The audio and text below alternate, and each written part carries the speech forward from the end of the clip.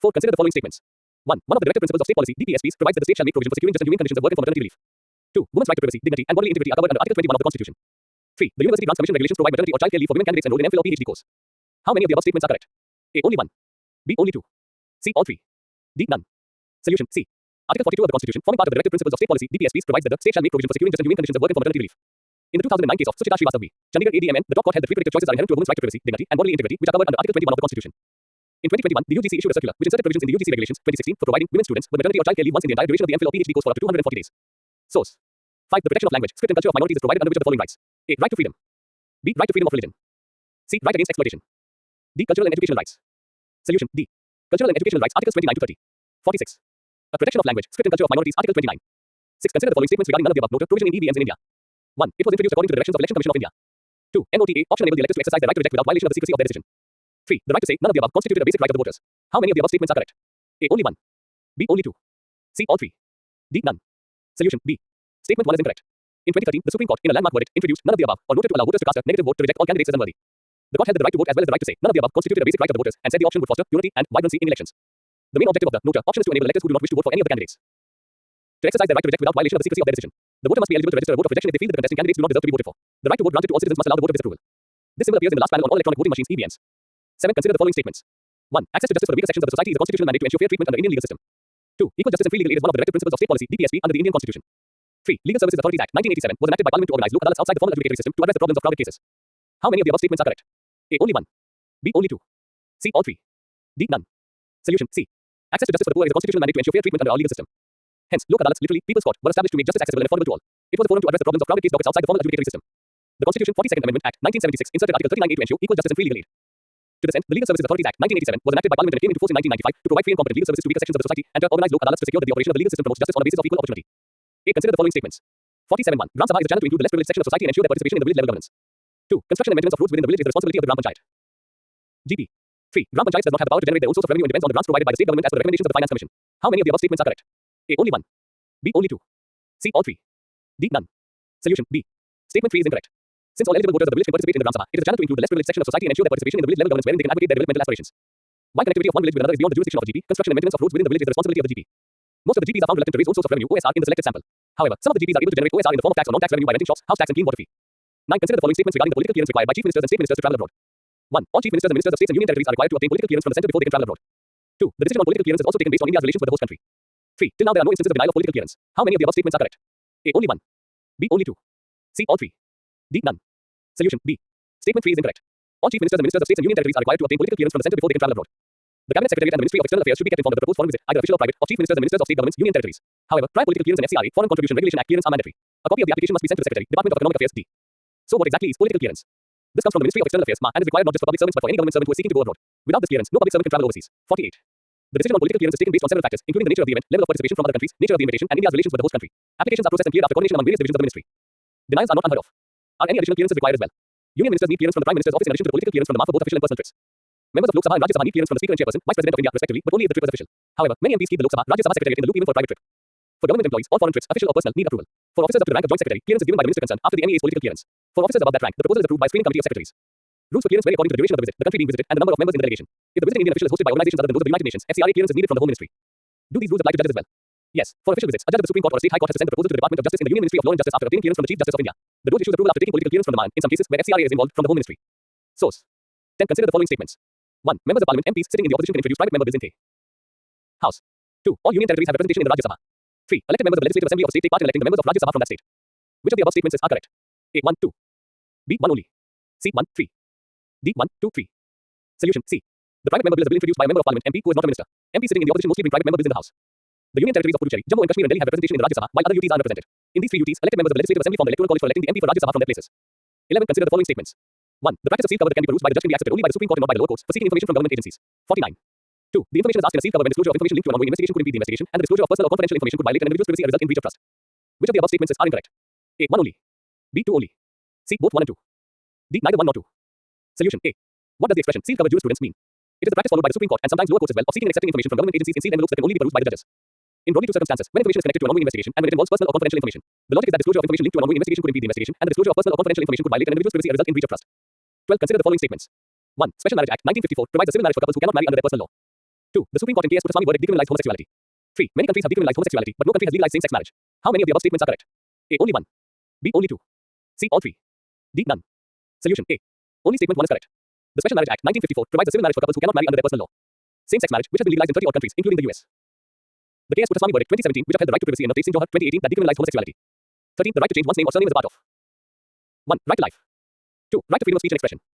3. Right to equality, which of the above statements are correct. A. 1, 2. B. 1, 3. C. 2, 3.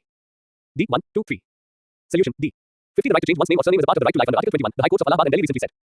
Allowing a man to change his name. The Allahabad FC on May 25th said the fundamental right to keep or change one's name is vested in every citizen under Articles 19, 1, 21 and 14 of the Constitution. Although the right to change or keep one's name is a fundamental right, by virtue of Article 19, 1, and Article 21, it is not an absolute right and is subject to various reasonable restrictions, as the Allahabad High Court clarified in Sameer Rao's case. However, the restrictions imposed by law on fundamental rights have to be fair, just, and reasonable, the court said, citing the 2017 SC ruling in K.S. Puttathwamy versus Union of India, saying the interrelationship between the guarantee against arbitrariness and the protection of life and personal liberty operates in a multifaceted plane. The procedure for the deprivation of such rights must be fair, just, and reasonable, the court said. The court also highlighted the principle of proportionality as an essential facet of the guarantee against arbitrary state action, since it ensures that the nature and quality of the rights encroachment are not disproportionate to the law's purpose. Source. 14. Consider the following statements. 1. A uniform civil code (UCC) would provide for one law for the entire country, applicable to all religious communities in their personal matters. 2. Article 44 of the Constitution lays down that the state by a suitable legislation secure uniform civil code (UCC) for citizens throughout the territory of India. 3. The Constitution of India protects local customs in states like Nagaland, Meghalaya and Mizoram. How many of the above statements are correct? A. Only 1. B. Only 2. C. All 3. D. None. Solution. B. Statement 2 is incorrect. What is uniform civil code? A UCC would provide for one law for the entire country, applicable to all religious communities in their personal matters such as marriage, divorce, inheritance, adoption, etc. All Hindus of the country are not governed by one law, nor are all Muslims or all Christians. For instance, in the Northeast, there are more than 200 tribes with their own varied customary laws. The Constitution itself protects local customs in Nagaland. Similar protections are enjoyed by Meghalaya and Mizoram. Even reformed Hindu law, in spite of codification, protects customary practices. The exception to this rule is the state of Goa, where all religions have a common law regarding marriages, divorces, and adoption. What does the Constitution say about a UCC? Article 44 of the Constitution lays down that the state shall endeavor to secure a UCC for citizens throughout the territory of India. Article 44 is among the directive principles of state policy. Directive principles are not enforceable by court, but are supposed to inform and guide governance. However, in some senses, Article 44 is unique in this manner. While Article 44 uses the words state shall endeavor, other articles in the directive principles chapter use words such as in particular strike, shall in particular direct its policy, shall the obligation of the state, etc. Furthermore, the phrase by suitable legislation 51 is absent in Article 44. All this implies that the duty of the state is greater in other directive principles than in Article 44. Mustafa wrote. Source. 15. Consider the following statements regarding Judicial Inquiry Commission. 1. The central government can constitute a Judicial Inquiry Commission by exercising its powers under the Commission of Inquiry Act 1952. 2. It acts as a substitute for a criminal trial before a court of law. 3. The government has a statutory obligation to publish the report of the commission. How many of the above options are correct? A. Only 1. B. Only 2. C. All 3. D. None. Solution. A. Only statement 1 is correct. The central government exercising its powers under Section 3 of the Commission of Inquiry Act 1952 constituted a Judicial Inquiry Commission. The government, either state or central, does not have a statutory obligation to publish the report of the commission or act on their recommendations. A commission is not a substitute for a criminal trial before a court of law. Source. 16. Consider the following statements. 1. Unlike judicial custody, police custody requires the accused to be furnished before the magistrate in 24 hours. 2. In judicial custody, the investigating authority can interrogate a person, while in police custody, officials need the permission of the court for questioning. Which of the above statements are correct? A. 1 only. B. 2 only. C. Both 1 and 2. D. Neither 1 nor 2. Solution. A. Judicial custody means that the person detained by a judicial magistrate is lodged in central or state prison. In some cases, investigation agencies may not seek police custody immediately, and one of the reasons can be the judicious use of the maximum of 15 days at their disposal. In some cases, courts may directly remand a person to judicial custody if the court concludes that there is no need for police custody or extension of police custody. The judicial custody can extend up to 60 and 90 days as a whole, depending upon the maximum punishment prescribed for the offence. According to Section 436A of CRPC, a person in judicial custody who has served half the maximum punishment that can be given for an offence can apply for default bail if their trial is pending. How is judicial custody different from police custody? Police custody refers to when a person is detained in a police station or lockup when he is believed to have committed a crime. However, unlike judicial custody, police custody requires the accused to be furnished before the magistrate in 24 hours. 52. In police custody, the investigating authority can interrogate a person while in judicial custody, officials need the permission of the court for questioning. In police custody, the person has the right to legal counsel and the right to be informed of the grounds which the police have to ensure. In judicial custody, the person is under the responsibility of the magistrate, while the prison manual comes into the picture for the routine conduct of the person. 17. Consider the following statements. 1. The National Commission for Backward Classes (NCBC) considers additions to the central OBC list based on social, educational and economic indicators suggested by the Mandal Commission. 2. Like the procedure to add communities to the SC or ST list, any additions to the central OBC list must have to rely on the concurrence of the Office of the Registrar General of India. 3. The NCBC Act 1993 prescribes that the National Commission for Backward Classes is mandated to constitute a bench to examine proposals for inclusion in the OBC list and then forward their decision to the Union Government. How many of the above statements are correct? A. Only 1. B. Only 2. C. All 3. D. None. Solution. B. Statement 2 is incorrect. Approximately 80 more castes in 6 states are now likely to be added to the central list of other backward classes (OBCs) in the coming months, with the National Commission for Backward Classes (NCBC) already processing the approval for most of them. As per the procedure for addition prescribed in the NCBC Act 1993, the Commission is mandated to constitute a bench to examine such proposals and then forward their decision to the Union Government with dissent where applicable. The Cabinet then needs to approve the additions and bring legislation to this effect, following which the President is empowered to notify the change. Unlike the procedure to add communities to the SC or ST list, additions to the central OBC list do not have to rely on the concurrence of the Office of the Registrar General of India or any other authority other than the Commission. The Commission, as per its guidelines, considers additions to the central OBC list based on social, educational and economic indicators suggested by the Mandal Commission established in 1979. Source. 18. Consider the following statements. 1. Central Information Commission is the apex body under India's transparency regime, which decides whether certain information sought by a citizen ought to be disclosed or not. 2. According to the present RTI Act, Information Commissioners (ICs) appointed to the Central Information Commission have equal status to that of a Supreme Court judge.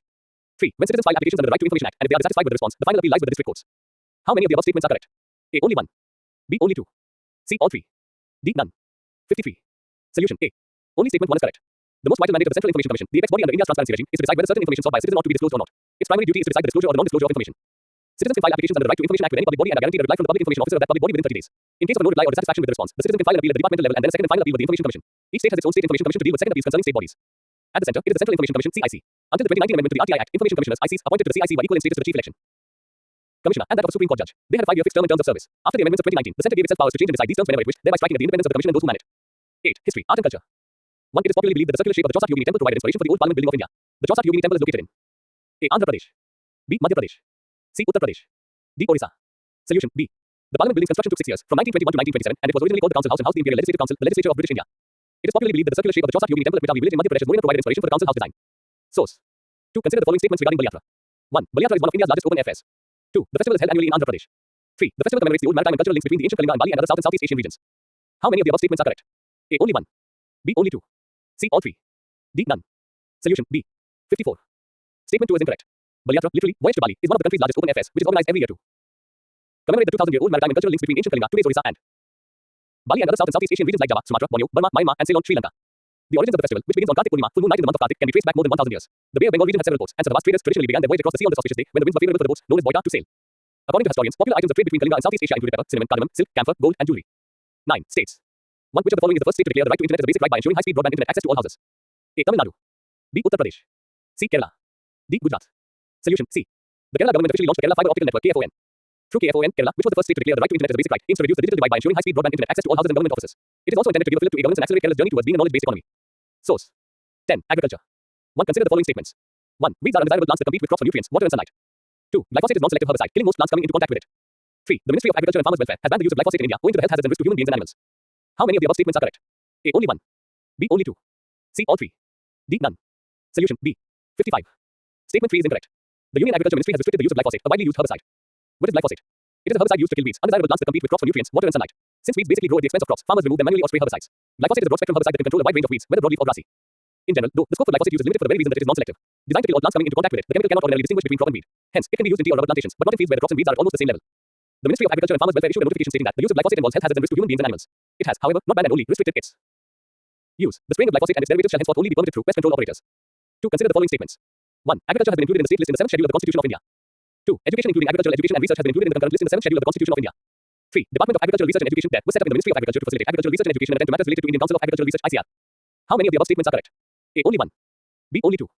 C. All 3. D. None. Solution B. Statement 2 is incorrect. Agriculture was included in the list 2 state list in the 7th schedule of the Constitution. More importantly, agricultural education was detached from the other streams of higher education and attached to the occupied field of agriculture in list 2. Thus, entry 14 in list 2 reads agriculture including agricultural education and research, entry 15 reads veterinary training and practice, and entry 21 reads fisheries. Indeed, education was included in list 3 concurrent list. The ICAR has had a unique legal status. It was established in 1929. I then stood for imperial as a department of the government of India, though it was also a society registered under the Societies Registration Act. After independence, the Department of Agricultural Research and Education (DER) was set up in 1973 in the Ministry of Agriculture. The major functions of DARE were to facilitate agricultural research and education, coordinate between the center and the states, and attend to matters related to the ICAR. 3. Consider the following statements. 1. Tool is a long duration crop and requires more irrigation than cotton crop. 2. Tool has deep taproot system that allows the plant to draw moisture from the soil better than cotton. Which of the above statements are correct? 56. A. 1 only. B. 2 only. C. Both 1 and 2. D. Neither 1 nor 2. Solution B. Given its long duration and being a relatively water-intensive crop, cotton needs a minimum of 5 to 6 irrigations, especially during the flowering, bud, and boll formation stages. Tool is also a long duration crop, but doesn't need more than 2 to 3 irrigations. The crop's deep taproot system allows its plants to draw moisture from the soil better than cotton. Source. 4. The government provides nutrient-based subsidy (NBS) to which of the following fertilizer? 1. Phosphorus. 2. Urea. 3. Potassium. How many of the above statements are correct? A. Only 1. B. Only 2. C. All 3. D. None. Solution B. The Commission for Agricultural Costs and Prices (CACP) has recommended the Centre to bring urea under the nutrient-based subsidy (NBS) regime to address the problem of imbalanced use of nutrients. Urea does not come under NBS, which includes non-urea fertilizers like phosphorus and potassium. Source. 5. In India, which of the following agencies are involved in food grain management? 1. Food Corporation of India (FCI). 2. Central Warehouse Corporation. 3. Warehouse Development Regulatory Authority. 4. Railways. 5. Civil Supply Departments of States. How many of the above options are correct? A. Only 2. B. Only 3. C. Only 4. D. All 5. Solution D. At present, multiple government agencies like the Food Corporation of India (FCI), Central Warehouse Corporation, Warehouse Development Regulatory Authority, Railways, and the Civil Supply Departments of States are involved in grain management. Source. 6. Which of the following schemes are implemented by the Ministry of Agriculture and Farmers Welfare? 1. Agriculture Infrastructure Fund (AIF) 57. 2. Mission for Integrated Development of Horticulture (MIDH). 3. Pradhan Mantri Kisan Sampada Yojana (PMKSY). 4. National Food Security Act. How many of the above options are correct? A. Only 1. B. Only 2. C. Only 3. D. All 4. Solution B. Agriculture Infrastructure Fund (AIF), Agricultural Marketing Infrastructure Scheme (AMI), Mission for Integrated Development of Horticulture (MIDH), and Submission on Agricultural Mechanization (SMAM) under the Ministry of Agriculture and Farmers Welfare. Schemes of the Ministry of Food Processing Industries, Pradhan Mantri Formalization of Micro Food Processing Enterprises Scheme (PMFME) and Pradhan Mantri Kisan Sampada Yojana (PMKSY). Schemes of the Ministry of Consumer Affairs, Food and Public Distribution, allocation of food grains under the National Food Security Act, and procurement operations at minimum support price. Source. 7. Consider the following statements. 1. The Union government imposes stock limits on food grains that can be held by traders, wholesalers, retailers, big chain retailers, and processors. 2. Under Open Market Sales Scheme (OMSS), Union government offload food grains from the central pool to private traders and bulk buyers through auction to moderate its prices. 3. The Food Corporation of India is entrusted with the responsibility to ensure food grains are accessible at reasonable prices to the vulnerable sections of society under the public distribution system. How many of the above statements are correct? A. Only 1. B. Only 2. C. All 3. D. None. Solution C. On June 12th, in a move endeavoring to manage the overall food security and to prevent hoarding and unscrupulous speculation, the Union government imposed limits on stock of wheat that can be held by traders, wholesalers, retailers, big chain retailers, and processors. The objective here is to stabilize the price of the essential commodity by steadying supply. The government has also decided to offload 15 lakh tons of wheat from the central pool via the Open Market Sales Scheme (OMSS) to flour mills, private traders, bulk buyers, manufacturers of wheat products. Through e-auction, the idea is to control retail prices of wheat. The Food Secretary also announced that the government would offload rice under OMSS to moderate its prices. The Food Corporation of India is entrusted with the responsibility to ensure food grains are accessible at reasonable prices to the vulnerable sections of society under the public distribution system. Source. 8. Consider the following statements regarding Pokali paddy cultivation. 58.1. Pokali is an ancient farming practice where one season of rice farming is alternated with another season of shrimp cultivation. 2. It is salt water tolerant rice variety, grown mainly in parts of northeast India. 3. The brand Pokali has received a D tag. How many of the above statements are correct? A. Only 1. B. Only 2. C. All 3. D. None. Solution B. Statement 2 is incorrect. 9. Consider the following statements regarding Food Corporation of India (FCI). 1. It is a statutory body under the Ministry of Agriculture and Farmers Welfare. 2. It maintains a satisfactory level of operational and buffer stocks of food grains to ensure national food security. 3. It regulates market price to provide food grains to consumers at a reliable price. 4. All food grain procurement operations in India are undertaken by the Food Corporation of India (FCI). How many of the above options are correct? A. Only 1. B. Only 2. C. Only 3. D. All 4. Solution B. 59. Statement 2 and 3 are correct. The Food Corporation of India is an organization created and run by the Government of India. It is a statutory body under the Ministry of Consumer Affairs, Food and Public Distribution, Government of India. Objectives. Effective price support operations for safeguarding the interests of the poor farmers. Distribution of food grains throughout the country for public distribution system (PDS). Maintaining a satisfactory level of operational and buffer stocks of food grains to ensure national food security. Regulate market price to provide food grains to consumers at a reliable price. It has primary duty to undertake purchase, store, and move, transport, distribute and sell food grains and other foodstuffs. The procurement system decentralization was started in 1997 where states play a very important role in the supply chain. Not all procurements are done by FCI. State cooperative agencies and other state level distribution agencies also play a crucial role. 11. Defense and security.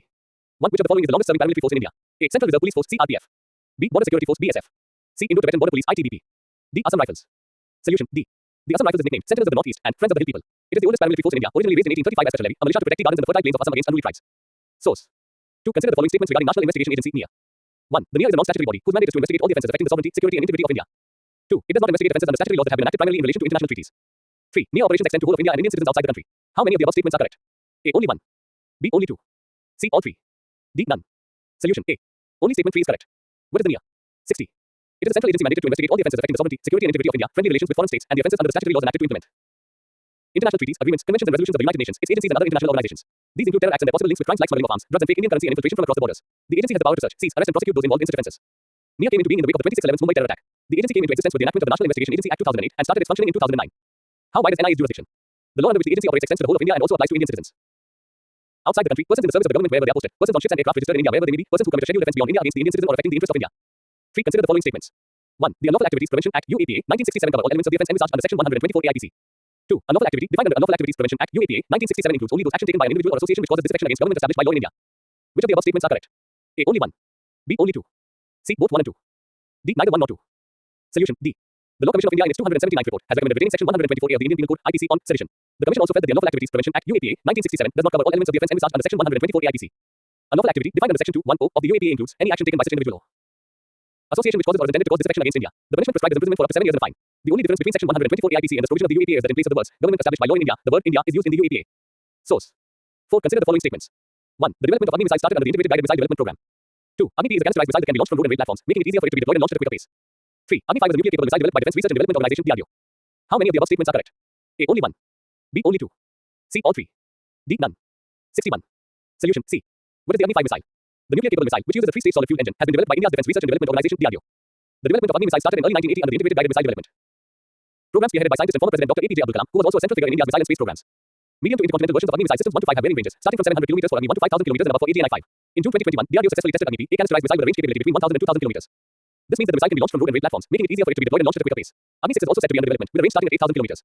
12. Reports and indices. 1. Which of the following are the key markers of the Gender Gap Report 2023? 1. Economic participation and opportunity. 2. Educational attainment. 3. Health and survival. 4. Political empowerment. How many of the above options are correct? A. Only 1. B. Only 2. C. Only 3. D. All 4. Solution D. India has climbed 8 places in the annual Gender Gap Report 2023 and is ranked 127 out of 146 countries in terms of gender parity from 135 last year. But this improved statistic, closing 64.3% of the overall gender gap, is hardly a cause for cheer. On the 4 key markers of the index: economic participation and opportunity, educational attainment, health and survival, and political empowerment. Source. 13. Maps places. 1. Consider the following pairs. 1. Aral Sea, Central Asia. 2. Lake Gao Azare, Egypt. 3. Dead Sea, Middle East. 4. Salton Sea, California. How many of the above pairs are correct? A. Only 1. B. Only 2. C. Only 3. D. All 4. 62. Solution C. Option 2 is incorrect. The Aral Sea in Central Asia, Lake Mar Chiquita in Argentina, the Dead Sea in the Middle East, and the Salton Sea in California have mainly dried due to unsustainable water consumption. Whereas, increasing temperature and wet caused the complete disappearance of Lake Gao Azare in Afghanistan, Tosha Lakes in Egypt, and marked drying of Lake Kara Bogas Dol in Turkmenistan, Lake Khargaz in Mongolia, and Lake Zona in China. Source. 2. The Mekong is a transboundary river in Southeast Asia. It passes through which of these countries? 1. Laos. 2. Myanmar. 3. India. 4. Cambodia. Select the correct answer code. A. 1. 4. B. 1. 2. 4. C. 1. 2. 3. D. 1. 2. 3. 4. Solution B. From the Tibetan Plateau, the river runs through China's Yunnan province, Myanmar, Laos, Thailand, Cambodia, and Vietnam. 3. Which of the following African countries share border with Indian Ocean? 1. Kenya. 2. Tanzania. 3. Botswana. 4. Mozambique. Select the correct answer code. A. 1. 2. 3. B. 2. 4. C. 1. 2. 3. 4. D. 1. 2. 4. Solution D. 4. Evs River, recently seen in news, runs along the border of which country? A. Russia. 63. B. Ukraine. C. Turkey. D. Egypt. Solution C. Evs River, the natural border between Greece and Bulgaria and Turkey. Source. 5. Weddell Sea, recently seen in news as part of our Arctic Ocean. B. Pacific Ocean. C. Southern Ocean. D. Atlantic Ocean. Solution C. The Weddell Sea is part of the Southern Ocean. 64. 14. Miscellaneous. 1. Kuruma and Kuruba are pastoral communities mainly spread across Ladakh. B. Rajasthan. C. Deccan Plateau. D. Northeast India. Solution C.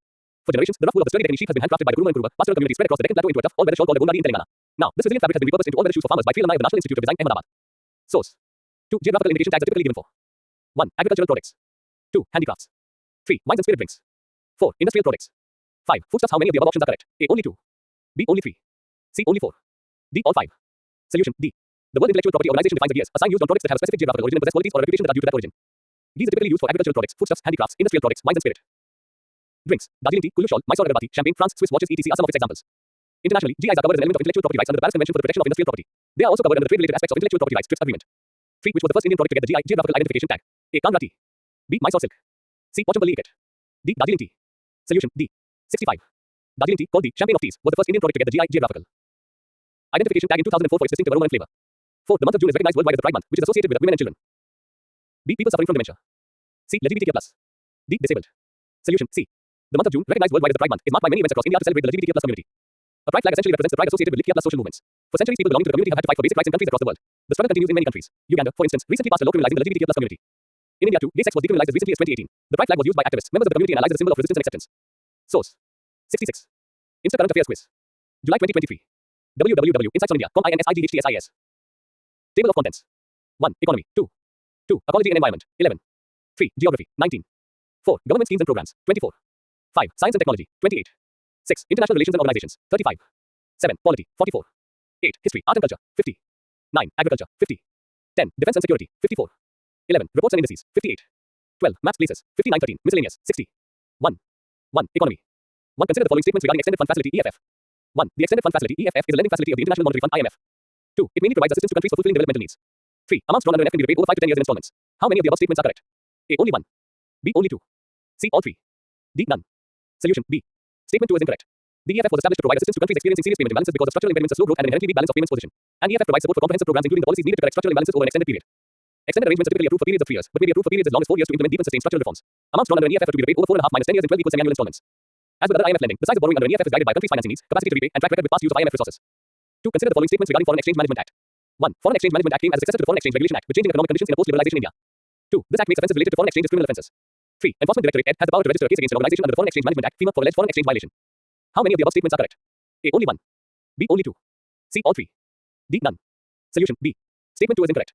Enforcement Directorate has the power to register a case against an organization under the Foreign Exchange Management Act (FEMA) for alleged foreign exchange violation. What is the aim of the FEMA Foreign Exchange Management Act? FEMA came in 1999 as a successor to the Foreign Exchange Regulation Act of FEMA of 1973, with changing economic conditions in a post-liberalization India. So what changed with the FEMA? 2.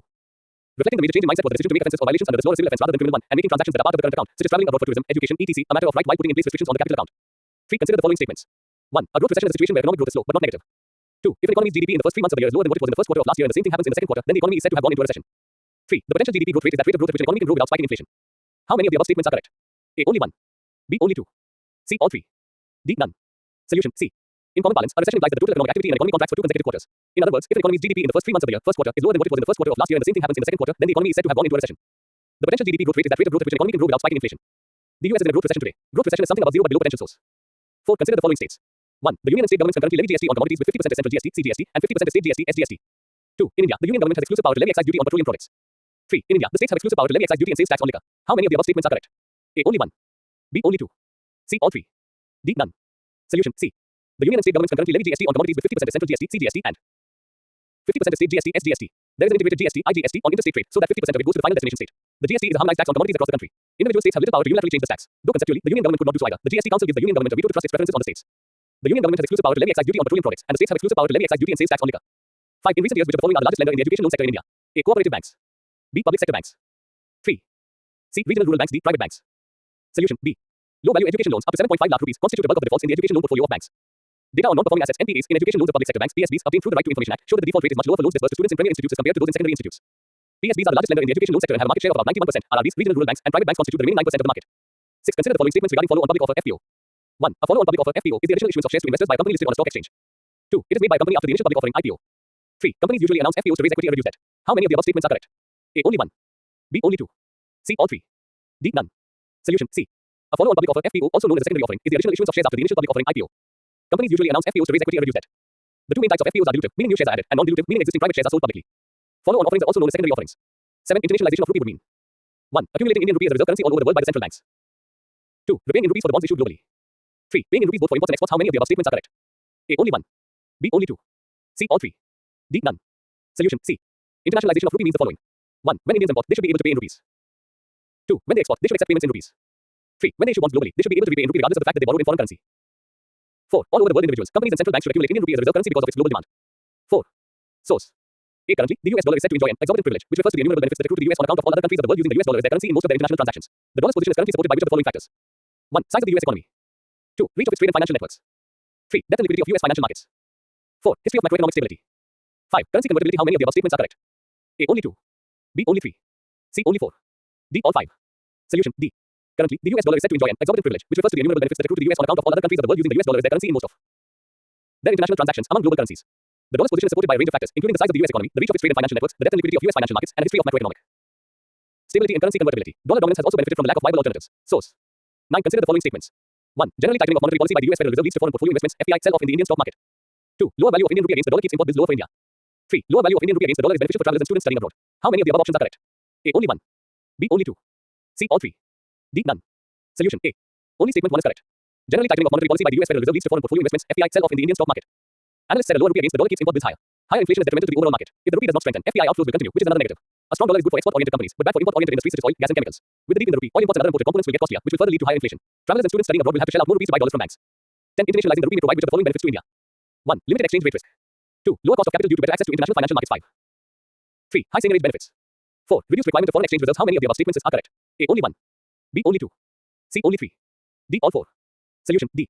As the government of India presses ahead with its plan to internationalize the Indian rupee, INR, and interdepartmental group IDG of officials of the Reserve Bank of India (RBI) have in a report cautioned that internationalization may result in increased volatility in the rupee's exchange rate in the initial stages.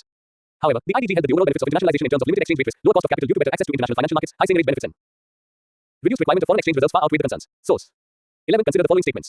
1. As a mark of cooperative federalism, the GST Council shall, through a majority of 51% of weighted votes, decide on all matters pertaining to GST and recommends its decisions to the union and state governments. 2. The recommendations of the GST Council are binding on the union and state governments. Which of the above statements are correct? A. 1 only. B. 2 only. C. Both 1 and 2. D. Neither 1 nor 2. Solution. D. The Supreme Court of India has ruled that the recommendations of the GST Council are not binding on either the union or the states. Article 279A stipulates the creation of the GST Council and its functions. The Council has functioned as a platform to bring the union and state governments together, and as a mark of cooperative federalism, the Council shall, unanimously or through a majority of 75% of weighted votes, decide on all matters pertaining to GST and recommends its decisions to the union and state governments. 12. Consider the following statements. 1. Foreign exchange reserves are maintained as a multi-currency portfolio comprising major currencies such as the US dollar, euro, pound sterling, and Japanese yen, but are valued in terms of US dollars. 2. When the US dollar strengthens, the valuation of other currencies with the US currency increases. 3. India's foreign exchange reserves are mainly composed of US dollar in the forms of US government bonds and institutional bonds. How many of the above statements are correct? A. Only 1. B. Only 2. C. All 3. D. None. Solution. B. 6. Statement 2 is incorrect. Foreign exchange reserves are maintained as a multi-currency portfolio comprising major currencies such as the US dollar, euro, pound sterling, and Japanese yen, among others, but are valued in terms of US dollars. When the dollar strengthens, the valuation of other currencies with the US currency declines, leading to notional fall in the overall reserves position. The RBI also keeps the forex reserves in the dollar-denominated assets like the 10-year benchmark securities of the US and UK. Since the yields of these assets rose in 2022, it impacted India's foreign exchange reserves. Besides valuation loss, the forex reserves also declined as the Reserve Bank sold dollars in the spot market to smoothen the sudden fluctuations in the rupee's movement caused by outflows from foreign investors. India's foreign exchange reserves are mainly composed of US dollar in the forms of US government bonds and institutional bonds. 13. Consider the following statements. 1. In a free market economy, the exchange rate is decided by the supply and demand for rupees and dollars. 2. If the rupee's exchange rate falls, it implies that buying American goods would become cheaper. 3. In India, the exchange rate is fully determined by the market. How many of the above statements are correct? A. Only 1. B. Only 2. C. All 3. D. None. Solution. A. Only statement 1 is correct. The rupee's exchange rate with a particular currency, say the US dollar, tells us how many rupees are required to buy a US dollar. To buy import a US product or service, Indians need to first buy the dollars and then use those dollars to buy the product. The same holds true for Americans buying something from India. If the rupee's exchange rate falls, it implies that buying American goods would become costlier. At the same time, Indian exporters may benefit because their goods now are more attractive, red cheaper to the American customers. In a free market economy, the exchange rate is decided by the supply and demand for rupees and dollars. In India, the exchange rate is not fully determined by the market. From time to time, the RBI intervenes in the foreign exchange forex market to ensure that the rupee price does not fluctuate too much or that it doesn't rise or fall too much all at once. 14. The Directorate of Enforcement is a multidisciplinary organization under the Department of Revenue, Ministry of Finance. The statutory functions of the Enforcement Directorate include the enforcement of which of the following acts? 1. Prevention of Money Laundering Act, 2002 PMLA. 2. Foreign Exchange Management Act, 1999 FEMA. 3. Fugitive Economic Offenders Act, 2018. Select the correct answer code. A. 1 only. B. 1, 2. C. 1, 3. D. 1, 2, 3. 7. Solution. D. The Directorate of Enforcement is a multidisciplinary organization mandated with investigation of offense of money laundering and violations of foreign exchange laws. The statutory functions of the Directorate include enforcement of following acts. 1. The Prevention of Money Laundering Act, 2002 PMLA. It is a criminal law enacted to prevent money laundering and to provide for confiscation of property derived from or involved in money laundering and for matters connected therewith or incidental thereto. 2. The Foreign Exchange Management Act, 1999 FEMA. It has been given the responsibility to conduct investigation into suspected contraventions of foreign exchange laws and regulations, to adjudicate and impose penalties on those adjudged to have contravened the law. 3. The Fugitive Economic Offenders Act, 2018 FEOA. It is a law whereby the Directorate is mandated to attach the properties of the fugitive economic offenders who have escaped from the India warranting arrest and provide for the confiscation of their properties to the central government. 4. Sponsoring agency under COFEPOSA. Under the Conservation of Foreign Exchange and Prevention of Smuggling Activities Act, 1974 COFEPOSA. The Directorate is empowered to sponsor cases of preventive detention with regard to contraventions of FEMA. 15. In India's balance of payment, which of the following are categorized under capital account? 1. External commercial borrowings. 2. Short-term credit. 3. Trade in services. 4. Foreign portfolio investment. Select the correct answer code. A. 1, 2, 3. B. 1, 2, 4. C. 1, 2. D. 1, 2, 3, 4. Solution. B. The BOP is essentially the overall ledger of how much rupee was demanded by the rest of the world and how much foreign currency, that is currencies of all countries, was demanded by Indians. The BOP is divided into two accounts, current and capital. Current account refers to all transactions that are related to current consumption. Capital account refers to transactions for investment purposes. Each bucket is subdivided into smaller buckets. This allows policymakers and analysts to better understand the dynamics of the relative demand for rupees by foreigners and forex among Indians. All transactions involving export or import of goods, cars, gadgets, etc. are logged under the trade account within the current account.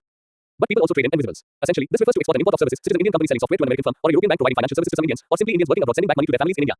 The capital account, on the other hand, involves investments, such as an Indian buying land in the US, or a Japanese firm investing in the Indian stock exchange, as well as exchange of loans between India and other countries. 16. Which one of the following does not influence quantity demanded for a good? A. Goods own price. B. Price of a complementary good. C. Price of a substitute good. 8. D. Price of inputs into production of the good solution. D. The amount of a good the consumers are willing to buy at a given price during a specified time period, such as a day or a year, holding constant. The other factors that influence purchases is the quantity demanded. Potential consumers decide how much of a good or service to buy on the basis of its price. Among the given options, price of inputs into production of the good does not influence quantity demanded for a good. 17. Consider the following statements. 1. When an economy goes through a phase of high inflation, there are chances that the unemployment rate will fall. 2. High inflation will increase the purchasing power of the consumer. 3. The RBI monetary policy has a direct impact on controlling cost push inflation. How many of the above statements are correct? A. Only 1. B. Only 2. C. All 3. D. None. Solution. A. Only statement 1 is correct. There is a trade-off between inflation and unemployment. Typically, when an economy goes through a phase of high inflation, chances are that the unemployment rate will fall. That's because firms, enticed by high prices, try to ramp up production by recruiting more people. High inflation may be robbing people of their purchasing power. It is also important to understand that monetary policy does not have a direct solution to controlling cost push inflation. It cannot make fuel prices lower by raising interest rates. All it can do is to control demand in the economy. 18. To revise and strengthen the monetary policy framework in India, RBI chooses to target retail inflation because 1. Wholesale inflation does not generally reflect price movements in all wholesale markets. 2. Wholesale inflation does not capture price movements in non-commodity producing sectors like services, which constitute close to two-thirds of economic activity in India. 3. Wholesale price index WPI often reflect large external shocks and as such, the wholesale inflation rate is often subject to large revisions. Select the correct answer code. A. 1, 2. B. 1, 3. C. 2, 3. D. 1, 2, 3. Solution. D. In January 2014, an expert committee of the RBI submitted its report on the ways to revise and strengthen the monetary policy framework in India. It chose to target retail inflation. Here's why. 9. Firstly, the committee pointed out that wholesale inflation does not capture price movements in non-commodity producing sectors like services, which constitute close to two-thirds of economic activity in India. Secondly, it pointed out that wholesale inflation does not generally reflect price movements in all wholesale markets. This happens because price quotations for some important commodities such as milk, LPG, etc. are taken from retail markets. Thirdly, movements in WPI often reflect large external shocks and as such, the wholesale inflation rate is often subject to large revisions. 19. Consider the following statements regarding prepaid payment instruments (PPIs). 1. Prepaid payment instruments (PPIs) are payment instruments that facilitate the buying of goods and services, including the transfer of funds and remittances against the value stored within the instrument. 2. PPIs are in the form of smart cards, mobile wallets and magnetic chips. 3. As per the regulations, NBFCs cannot issue PPIs. How many of the above statements are correct? A. Only 1. B. Only 2. C. All 3. D. None. Solution. B. Statement 3 is incorrect. The RBI defines prepaid payment instruments (PPIs) as payment instruments that facilitate the buying of goods and services, including the transfer of funds, financial services, and remittances against the value stored within or on the instrument. PPIs are in the form of payment wallets, smart cards, mobile wallets, magnetic chips, vouchers, etc. As per the regulations, banks and NBFCs can issue PPIs. 20. In economics, the Engels law indicates A. The relationship between tax rates and the amount of tax revenue collected by governments. B. That inflation and unemployment have a stable and inverse relationship. C. As income rises, the proportion of income spent on food falls. D. Distribution of income or wealth within the population. Solution. C. Engels law, which suggests that as income rises, the proportion of income spent on food falls even if the absolute expenditure on food rises. Source. 21. Consider the following statements regarding credit line. 1. A credit line is a preset borrowing limit that allows an individual or a business access to credit at any time as per need. 2. It is like a flexible loan as against a lump sum loan where fixed amount is borrowed. Which of the above statements are correct? A. 1 only. B. 2 only. C. Both 1 and 2. D. Neither 1 nor 2. Solution. C. 10. A credit line is a preset borrowing limit that allows an individual or a business access to credit at any time as per need. It can be tapped into by the customer till the limit offered is not exceeded. It is like a flexible loan as against a lump sum loan where fixed amount is borrowed. 2. Ecology and environment. 1. Consider the following statements. 1. The ocean warming increases the frequency of tropical cyclone winds and rainfall. 2. The productivity of the oceans increases when the carbon emission from the atmosphere are sunk by. 8. Which of the above statements are correct? A. 1 only. B. 2 only. C. Both 1 and 2. D. Neither 1 nor 2. Solution. A. Due to greenhouse gas emissions, global warming is already 1 degree Celsius higher than the pre-industrial levels. There is vast evidence that this has serious consequences for ecosystems and human beings. The IPCC special report on oceans and cryosphere reveals that the ocean is 0.8 degrees warmer than the pre-industrial age. It is more acidic and less productive because of the carbon emission that was sunk by the oceans. The impact of ocean warming would be an increase in the frequency of tropical cyclone winds and rainfall, as well as an increase in extreme waves, all of which would be accompanied by a rise in relative sea level. 2. Consider the following statements. 1. Preventing soil erosion is one of the components of Pradhan Mantri Krishi Sinchay Yojana. 2. Soils help to regulate the Earth's climate by storing carbon. 3. Burning of crop residues can lead to soil nutrient loss. Which of the above statements are correct? A. 1, 2. B. 1, 3. C. 2, 3. D. 1, 2, 3. Solution. D. Soils help to regulate the planet's climate by storing carbon and are the second largest carbon sink after the oceans. They help maintain a landscape that is more resilient to the impacts of droughts and floods. As soil is the basis of food systems, it is no surprise that soil health is critical for healthy food production. The reasons behind soil nutrient loss range from soil erosion, runoff, leaching, and the burning of crop residues. Other pertinent initiatives include the Pradhan Mantri Krishi Sinchay Yojana to prevent soil erosion, regeneration of natural vegetation, rainwater harvesting, and recharging of the groundwater table. 3. Consider the following statements regarding Indian rhinoceros. 1. The Indian rhinoceros is found in the Brahmaputra Valley, parts of North Bengal, and parts of southern Nepal. 11. 2. The Indian rhino is listed as vulnerable in the IUCN Red List. 3. Assam's Manas National Park has the highest number of Indian rhinos in the wild in India. How many of the above statements are correct? A. Only 1. B. Only 2. C. All 3. D. None. Solution. B. Statement 3 is incorrect. The Indian rhinoceros anacondas, is found in the Brahmaputra Valley, parts of North Bengal, and parts of southern Nepal. It has a single black horn that can grow up to 60 centimeters and a tough, grey brown hide with skin folds, which gives the animal its characteristic armor-plated look. The Indian rhino is listed as vulnerable, better than endangered, worse than near threatened in the IUCN Red List. It was earlier placed in the endangered category. The WWF says the recovery of the greater one-horned rhino is among the greatest conservation success stories in Asia. According to the WWF, there are around 3,700 Indian rhinos in the wild today. Assam's Kaziranga National Park (KNP) alone has 2,613 animals, according to a census carried out in March 2022. There are more than 250 other rhinos in the Orange, Pobitora, and Manas parks. 4. Consider the following statements. 1. Green jobs refer to a class of jobs that directly have a positive impact on the planet and contribute to the overall environmental welfare. 2. The Skill Council for Green Jobs was launched by the Union Government as not-for-profit, independent, industry-led initiative. 3. Green Jobs Initiative aimed at creating opportunities for individuals to work in. Green Jobs was launched by International Labour Organization and World Bank. How many of the above statements are correct? A. Only 1. B. Only 2. C. All 3. D. None. Solution. B. Statement 3 is incorrect. Green jobs refer to a class of jobs that directly have a positive impact on the planet and contribute to the overall environmental welfare. Jobs involving renewable energy, conservation of resources, ensuring energy efficient means are categorized under the same The Skill Council for Green Jobs was launched by the Union government on October 1, 2015. Aligned to the National Skill Development Missions, it was set up to be a not-for-profit, independent, industry-led initiative. Promoted by the Ministry of New and Renewable Energy (MNRE) and the Confederation of Indian Industry (TIC), the council aims to help manufacturers and other service providers in India's green business sector to implement industry-led, collaborative skills push the country on the path to truly realizing the real potential and significance of green jobs. The International Labour Organization, the International Trade Union Confederation, the United Nations Environment Programme, and the International Employers Organization collectively launched the Green Jobs. 12. Initiative in 2008 aimed at bettering placements, training and creating opportunities for individuals to work in green jobs. 5. Consider the following statements regarding carbon capture and storage (CCS) technology. 1. Carbon capture and storage (CCS) involves complete removal of carbon dioxide from the atmosphere. 2. The technology is beneficial for the emissions that are hard to wipe out. 3. The technology is used for fossil fuel plants and not for bioethanol plants. How many of the above statements are correct? A. Only 1. B. Only 2. C. All 3. D. None. Solution: A. Only statement 2 is correct.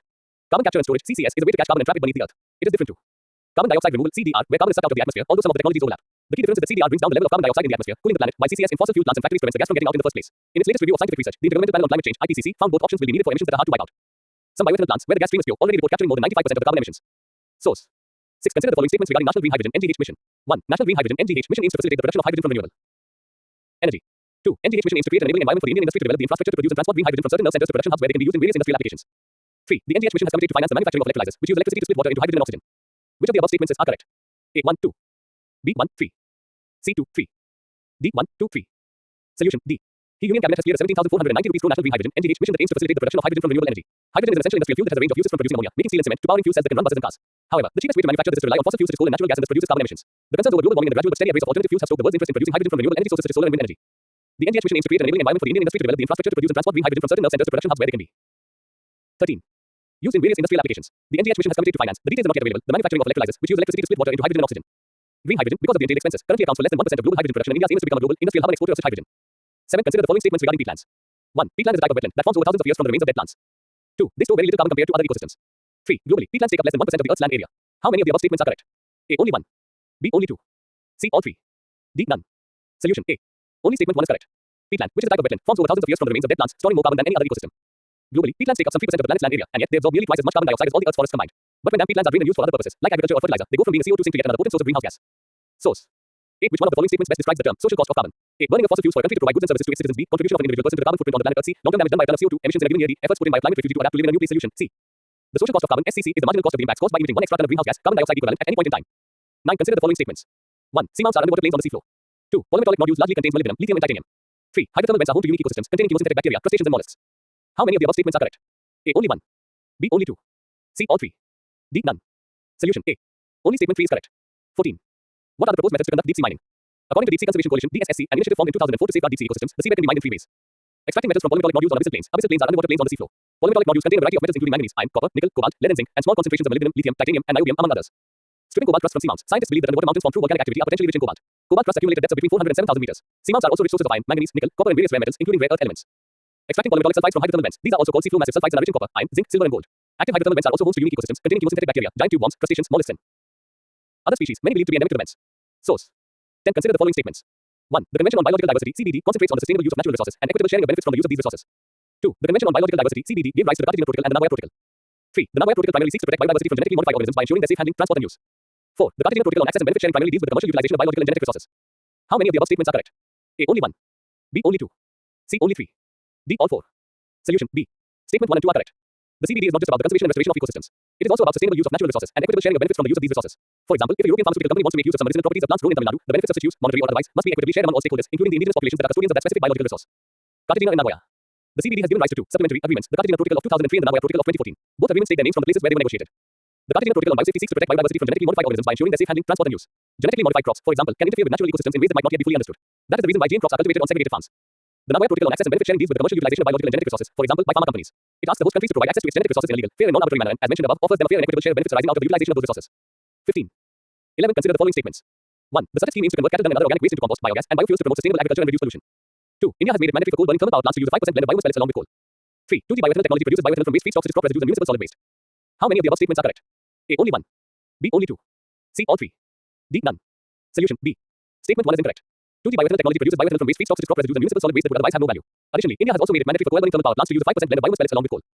The Galvanizing Organic Bioagro Resources (GOBAR) scheme was launched by the Government of India to convert cattle dung and other organic waste into compost, biogas, and biofuels to promote sustainable agriculture and reduce pollution. With over 500 functional biogas plants, the scheme has also helped create rural livelihoods and ensured improved sanitation. The Sustainable Alternative Towards Affordable Transportation (SUTET) scheme, launched in 2018 to promote the use of compressed biogas (CBG) as an alternative green transportation fuel, has aided the bioenergy sector by accelerating the development of infrastructure for the production, storage, and distribution of CBG. Source: 12. Consider the following statements. 1. When water gets too warm, corals expel the algae known as zooxanthellae, leaving in their tissues. 2. Corals cannot survive a bleaching event. 3. Coral bleaching threatens the existence of marine animals. How many of the above statements are correct? A. Only 1. B. Only 2. C. All 3. D. None. Solution B. Statement 2 is incorrect. Corals are very sensitive to the temperature of the water in which they live. When water gets too warm, they expel the algae known as zooxanthellae, living in their tissues, causing them to turn entirely white. This is called coral bleaching. When a coral bleaches, it is not dead. Corals can survive a bleaching event, but they are under more stress and are subject to mortality. 16. Coral bleaching has severe consequences as it reduces the reproductivity of corals and makes them more vulnerable to fatal diseases. Not only this, thousands of marine animals depend on coral reefs for survival, and damage to corals could, in turn, threaten their existence. 13. Consider the following statements regarding aerosols. 1. Aerosols are solid particles suspended in a gaseous environment. 2. Aerosols are only situated in the lower layers of the atmosphere, less than 1.5 km, since aerosol sources are located on the terrestrial surface. 3. They affect the atmospheric chemical composition. How many of the above statements are correct? A. Only 1. B. Only 2. C. All 3. D. None. Solution B. Statement 2 is incorrect. Aerosols. Aerosols are defined as a combination of liquid or solid particles suspended in a gaseous or liquid environment. In the atmosphere, these particles are mainly situated in the low layers of the atmosphere, less than 1.5 km, since aerosol sources are located on the terrestrial surface. Certain aerosols can still be found in the stratosphere, especially volcanic aerosols ejected into the high altitude layers.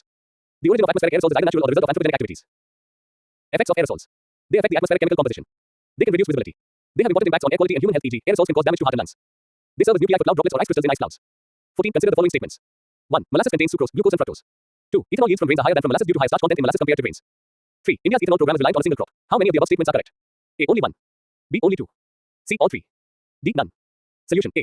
Only statement 1 is correct. Ethanol yields from grains are actually higher than from molasses. 1 ton of rice can produce 450 to 480 liters of ethanol, while it is 450 to 460 liters from broken, damaged grains, 380 to 400 liters from maize, 385 to 400 liters from jowar, sorghum, and 365 to 380 liters from bajra and other millets. The yields are linked to starch content, 68 to 72% in rice, 58 to 62% in maize and jowar, and 56 to 58% in other millets. 17. However, though more ethanol can be produced from grains than molasses, the process is longer. The starch in the grain has to first be converted into sucrose and simple sugars, glucose and fructose, before their fermentation into ethanol by using yeast, Saccharomyces cerevisiae. Molasses already contains sucrose, glucose, and fructose. India's ethanol program is no longer reliant on a single feedstock or crop. Earlier, it was molasses and cane. Today, it's also rice, maize, and other grains. Diversification of feedstocks will minimize supply fluctuations and price volatility on account of any one crop. Source. 15. Gargill Committee and Custodian Committee, often seen in news, are related to a MSP and agricultural reforms. B. Direct tax reforms. C. Electoral reforms. D. None of the above. Solution D. Both are related to the categorization of the Western Ghats as ecologically sensitive areas. ISA. Source. 16. Consider the following statements. 1. In its raw form, biogas can be used as a clean cooking fuel. 2. Biogas can be purified and upgraded up to 98% of purity to make it suitable to be used as a green fuel for transportation or filling of cylinders. 3. The sustainable alternatives towards affordable transportation, such as scheme by the Ministry of New and Renewable Energy, encourages entrepreneurs to set up compressed biogas (CBG) plants. How many of the above statements are correct? A. Only 1. B. Only 2. C. All 3. D. None. Solution B. Statement 3 is incorrect. Biogas contains about 55 to 65% methane, 35 to 44% of carbon dioxide, and traces of other gases such as hydrogen sulfide, ammonia, and nitrogen. In its raw form, biogas can be used as a clean cooking fuel like LPG for lighting, motive power, and electricity generation. Further, biogas can be purified and upgraded up to 98% of purity to make it suitable to be used as a green fuel for transportation or filling of cylinders. The process relies on a high pressure of circa 250 bars and hence is called compressed biogas (CBG). The sustainable alternatives towards affordable transportation, such as scheme by the Ministry of Petroleum and Natural Gas, MOPIN, encourages entrepreneurs to set up CBG plants, produce and supply CBG to oil and gas marketing companies (OGC, OMC) for selling it as automotive and industrial fuels. 18. 3. Geography. 1. Consider the following statements. 1. Earth spins around an imaginary axis which passes through the North Pole, its center of mass in the South Pole. 2. Rock slowly circulating inside Earth's mantle causes the planet's mass to shift, leading to a change in the position of the rotational axis. 3. Ocean currents and even hurricanes are also responsible for the change in the position of the Earth's rotational axis. How many of the above statements are correct? A. Only 1. B. Only 2. C. All 3. D. None. Solution C. The excessive extraction of groundwater for drinking and irrigation has shifted the Earth's axis of rotation, according to a new study. Noting that humans pumped out around 2,150 gigatons of groundwater between 1993 and 2010, the study says that the planet's axis has drifted at the rate of 4.36 centimeters per year towards the east. Although the shift is insignificant enough to have real-life consequences, the study shows that humans have extracted so much water from the ground that it has impacted the planet's axis and contributed to global sea level rise. Earth spins around an imaginary axis which passes through the North Pole, its center of mass in the South Pole, just like a top spins around its spindle. Scientists for years have known that the poles in the axis keep shifting naturally as the mass distribution in and around the planet changes. This phenomenon is known as polar motion. For instance, rock slowly circulating inside Earth's mantle causes the planet's mass to shift, leading to a change in the position of the rotational axis. There are several other reasons responsible for polar motion like ocean currents and even hurricanes. But this phenomenon is also impacted by human activities. Source. 2. Consider the following statements regarding the difference between asteroids and comets. 1. Asteroids are small rocky planetoids, while comets are formed of frozen gases held together by rocky and metallic material. 2. Comets show a perceptible glowing tail, while asteroids do not. 3. Asteroids are found mostly between the orbits of Jupiter and Mars, while comets are found only between Venus and Mercury. How many of the above statements are correct? A. Only 1. B. Only 2. C. All 3. D. None. Solution B. Statement 3 is incorrect. 19. Asteroids are rocky, irregularly shaped remnants both smaller and larger sizes that are leftovers from when the period of the formation of the solar system. The asteroid belt is a circumstellar ring of asteroids located between the orbits of Mars and Jupiter. Comets are frozen leftovers from the formation of the solar system composed of dust, rock, and ices. They range from a few miles to tens of miles wide, but as they orbit closer to the sun, they heat up and spew gases and dust into a glowing head that can be larger than a planet. This material forms a tail that stretches millions of miles. Comets are well spread over the entire solar system. 3. Consider the following statements. 1. Warming or cooling of the Earth's surface depends on the balance between how much solar radiation the planet is absorbing and how much it is radiating away. 2. The closer one is to the poles, the faster the rate of change in daylight is. 3. For a particular location, rate of change in daylight is slowest at the equinoxes and fastest at the solstices.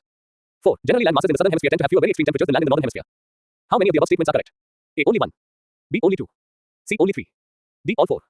Solution C. Statement 3 is incorrect. Earth's surface constantly absorbs energy from the sun and stores it as heat. It also emits heat back into space. Whether the surface is warming or cooling depends on the balance between how much solar radiation the planet is absorbing and how much it is radiating away. The closer you are to one of the poles, the faster the rate of change in daylight is. That's why Alaska can go from having hardly any daylight in the winter to hardly any darkness in the summer. Even for a particular location, the change is not constant through the year. The rate of change in daylight is slowest at the solstices, December in winter, June in summer, and fastest at the equinoxes in mid-March and mid-September. The southern hemisphere has a lot less land and a lot more water than the northern hemisphere. Thanks to the influence of the southern oceans, land masses in the southern hemisphere tend to have fewer very extreme temperatures than land in the northern hemisphere does. 4. Consider the following statements regarding western disturbances. 1. The western disturbance is known for moisture usually being carried in the upper atmosphere, contrary to its tropical counterparts where the moisture is carried in the lower atmosphere. 2. Western disturbances are frequent and their spells can be long or short. 3. Western disturbances have fixed time of arrival and the prediction of an upcoming western disturbance can be made 1 month before its arrival. How many of the above statements are correct? A. Only 1. B. Only 2. C. All 3. D. None. Solution B. 20. Statement 3 is incorrect. What are western disturbances? A WD is a storm originating from the Mediterranean region, completely different from the monsoon. The WD is known for moisture usually being carried in the upper atmosphere, contrary to its tropical counterparts where the moisture is carried in the lower atmosphere. WDs are frequent and their spells can be long or short. In India, it is confirmed that the monsoon arrives in June and lasts till September. However, WDs have no fixed time of arrival. According to the weather department, the prediction of an upcoming western disturbance can only be made around 6 days before its arrival. Source. 5. Consider the following statements. 1. Unlike the Earth, whose spin axis is tilted with respect to the plane of the Earth's solar orbit by 23.5 degrees, the Moon's axis tilts only 1.5 degrees. 2. Permanently shadowed regions of the Moon are areas where sunlight never shines on the floors of a number of craters near the lunar north and south poles. Which of the above statements are correct? A. Only 1. B. Only 2. C. Both 1 and 2. D. Neither 1 nor 2. Solution. C. Unlike the Earth, whose spin axis is tilted with respect to the plane of the Earth's solar orbit by 23.5 degrees, the Moon's axis tilts only 1.5 degrees. Because of this unique geometry, sunlight never shines on the floors of a number of craters near the lunar north and south poles. These areas are known as permanently shadowed regions, or PSRs. Source. 6. Consider the following statements regarding meteor shower. 1. When meteors enter the Earth's atmosphere at high speed, they burn up, creating a spectacular meteor shower. 2. All the meteor showers originate from an asteroid. 3. Geminids is one of the meteor showers. How many of the above statements are correct? A. Only 1. B. Only 2. C. All 3. D. None. Solution. B. Statement 2 is incorrect. Meteors are usually fragments of comets. As they enter the Earth's atmosphere at high speed, they burn up, creating a spectacular shower.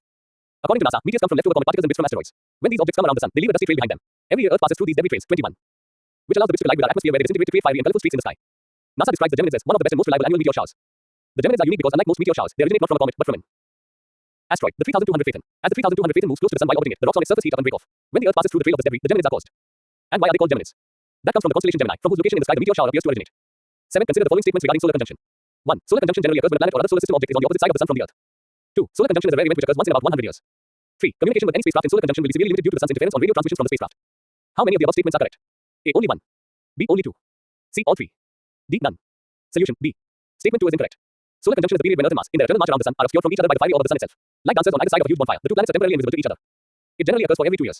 Solar conjunction generally occurs when a planet or other solar system object is on the opposite side of the sun from the Earth. From an Earth reference, the sun will pass between the Earth and the object. Communication with any spacecraft in solar conjunction will be severely limited due to the sun's interference on radio transmissions from the spacecraft. A. Consider the following statements regarding marine heat waves, MHWs. 1. Marine heat waves fuel the growth of invasive alien species. 2. MHWs can cause whale entanglements in fishing gear. 3. MHWs will make storms like hurricanes and tropical cyclones weaker. How many of the above statements are correct? A. Only 1. B. Only 2. C. All 3. D. None. Solution. B. Statement 3 is incorrect. MHWs also fuel the growth of invasive alien species, which can be destructive to marine food webs. Additionally, they force species to change their behavior in a way that puts wildlife at increased risk of harm. MHWs have 22 been linked to whale entanglements in fishing gear, according to a report by the International Union for Conservation of Nature (IUCN).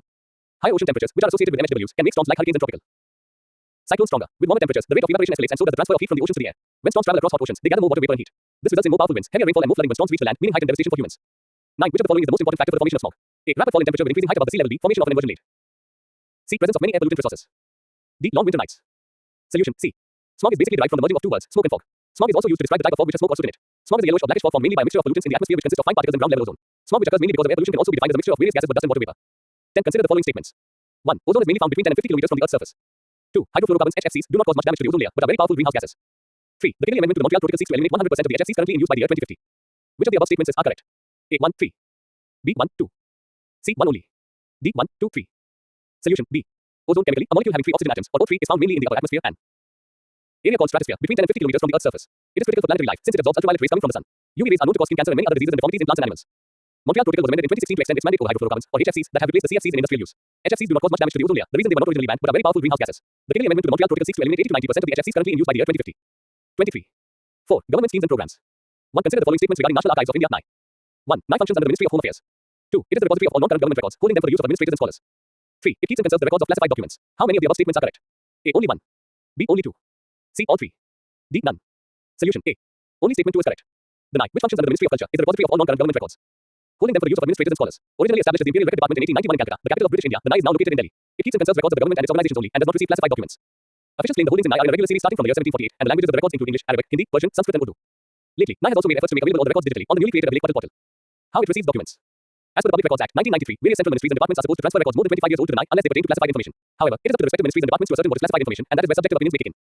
The NAI also holds regular exhibitions such as the display of declassified files on Subhash Chandra Bose in 2016 and the recent exhibition, the Jammu and Kashmir Saga, commemorating 70 years of Jammu and Kashmir's accession to India. Between 1973 and 2015, the NAI has held 108 exhibitions on various themes. 2. Consider the following statements. 1. National Food Security Act NFSA 2013 mentions millets under the definition of food grains. 2. The government declares a minimum support price MSP for some of the millets. 3. Maharashtra, Karnataka, and Rajasthan are some of the major millets producing states in India. How many of the above statements are correct? A. Only 1. B. Only 2. C. All 3. D. None. Solution. B. Statement 1 is incorrect. The National Food Security Act NFSA 2013 does not mention millets. Coarse grains are included in the definition of food grains under Section 2(5) of the NFSA. 24. The government declares a minimum support price MSP for jowar, bajra, and ragi. Jowar is mainly grown in Maharashtra, Karnataka, Rajasthan, Tamil Nadu, Andhra Pradesh, Uttar Pradesh, Telangana, and Madhya Pradesh. Bajra is mainly grown in Rajasthan, Uttar Pradesh, Haryana, Gujarat, Madhya Pradesh, Maharashtra, and Karnataka. 3. Consider the following statements regarding the laws regarding abortions in India. 1. Abortions were never criminalized under the Indian Penal Code. 2. At present, the law allows abortion during the first 20 weeks without any approval from a medical practitioner. 3. In cases involving a severe fetal anomaly after the 24-week mark, a 3-person medical board must confirm the diagnosis with the final decision resting with the judge. How many of the above statements are correct? A. Only 1. B. Only 2. C. All 3. D. None. Solution A. Only statement 3 is correct. Before the Medical Termination of Pregnancy (MTP) Act of 1971, abortions were criminalized under the Indian Penal Code. The MTP changed the but still imposed heavy restrictions, especially pertaining to unmarried women. As per the 2021 amendment, the Act allows abortion in a number of circumstances, most based on the health and safety of the woman. The law allows abortion during the first 20 weeks, with approval from a medical practitioner, and from the 20 to 24 weeks with authorization by 2 medical practitioners. In cases involving a severe fetal anomaly after the 24-week mark, a 3-person medical board must confirm the diagnosis with the final decision resting with the judge. 4. Consider the following statements regarding annual status of education report (ASER). 1. ASER is a nationwide household survey that covers all districts in India. 2. It estimates for schooling and basic learning for every state in India. 3. Since its inception, ASER has measured foundational skills in reading and arithmetic. How many of the above statements are correct? A. Only 1. B. Only 2. C. All 3. D. None. Solution B. Statement 1 is incorrect. Annual Status of Education Report (ASER) is a nationwide household survey that covers all rural districts in the country and generates estimates for schooling and basic learning for every state in India. Since its inception, ASER has measured foundational skills in reading and arithmetic. The highest reading task on the ASER tool is reading a text at grade 2 level of difficulty. In mathematics, the highest level is a numerical 3-digit by 1-digit division problem, usually expected of children in standard 4 or so. The assessment is done one-on-one with each sample child in the household. The child is marked at the highest level that he can comfortably reach. The same tasks are used for all children aged 5 years to 16 years. 25. 5. Consider the following statements regarding the proposed National Research Foundation (NRF). 1. The main objective of the NRF is to boost private sector contribution to research in India. 2. The Department of Science and Technology (DST) will be the administrative department of NRF. 3. The money given to it would be controlled by the general financial rules laid down by the Ministry of Finance. How many of the above statements are correct? A. Only 1. B. Only 2. C. All 3. D. None. Solution B. Statement 3 is incorrect. The proposed National Research Foundation (NRF) is a new centralized body to fund research. The two main objectives of the NRF are to boost private sector contribution to research in India and ensure that the greatest slice of the funds apportioned by the government make its way to state universities and colleges. The Department of Science and Technology (DST) will be the administrative department of NRF, which will be governed by a board consisting of eminent researchers and professionals across disciplines. NRF's functioning will be governed by an executive council chaired by the principal scientific advisor to the government of India. The NRF was envisioned as a body that would be autonomous. The money given to it wouldn't be controlled by the general financial rules laid down by the Ministry of Finance, and the CEO as well the board would have autonomy in directing research funds. The proposed structure, however, has both the Science Minister and Education Minister as vice presidents. The Science Ministry will administratively control it. Source. 6. Consider the following statements regarding revised Samagra Shiksha Scheme. 1. Samagra Shiksha Scheme is an integrated scheme for education covering from preschool to post-graduation. 2. The scheme has been aligned with National Education Policy 2020. 3. Nibban Bharat Mission has been taken out from the revised Samagra Shiksha Scheme. How many of the above statements are correct? A. Only 1. B. Only 2. C. All 3. D. None. Solution A. Only statement 2 is correct. The Cabinet Committee on Economic Affairs has given its approval for continuation of the revised Samagra Shiksha Scheme for a period of 5 years, i.e., from 2021-22 to 2025-26. The Samagra Shiksha Scheme is an integrated scheme for school education covering the entire gamut from pre-school to class 12. The scheme treats school education as a continuum and is in accordance with Sustainable Development Goal for Education (SDG 4). The scheme not only provides support for the implementation of the RTE Act but has also been aligned with the recommendations of NEP 2020. 26.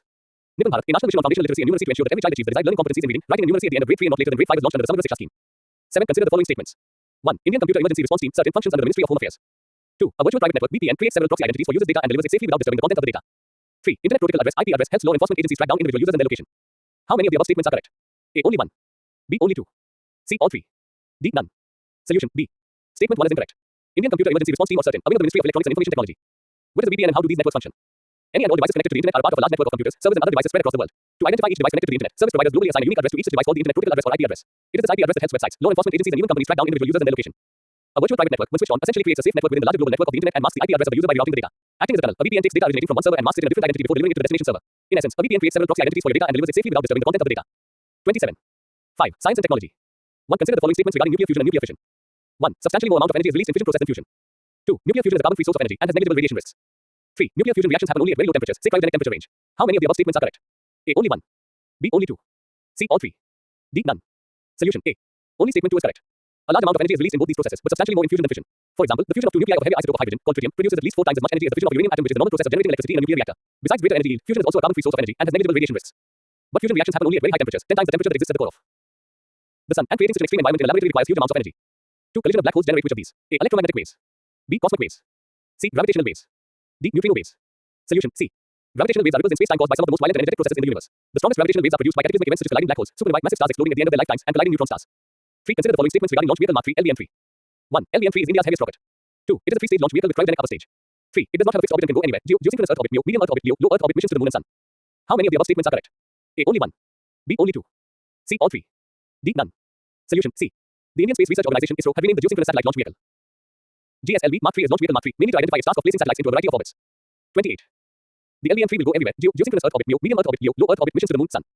LVM-3 is India's heaviest rocket. The launch vehicle can carry up to 8 tons of payload to the lower Earth orbits, LEO, which is about 200 kilometers from the Earth's surface. But when it comes to the geostationary transfer orbits (GTO), which lie much further ahead, up to about 35,000 kilometers from the Earth, it can carry much less, only about 4 tons. LVM-3 is essentially a 3-stage launch vehicle, including 2 solid boosters, S200, the core liquid fuel-based stage, L110, and the cryogenic upper stage, C25. Source. 4. Recombinant DNA technology, genetic engineering allows genes to be transferred. 1. Across different species of plants. 2. From microorganisms to high organisms. 3. From animals to plants. How many of the above statements are correct? A. Only 1. B. Only 2.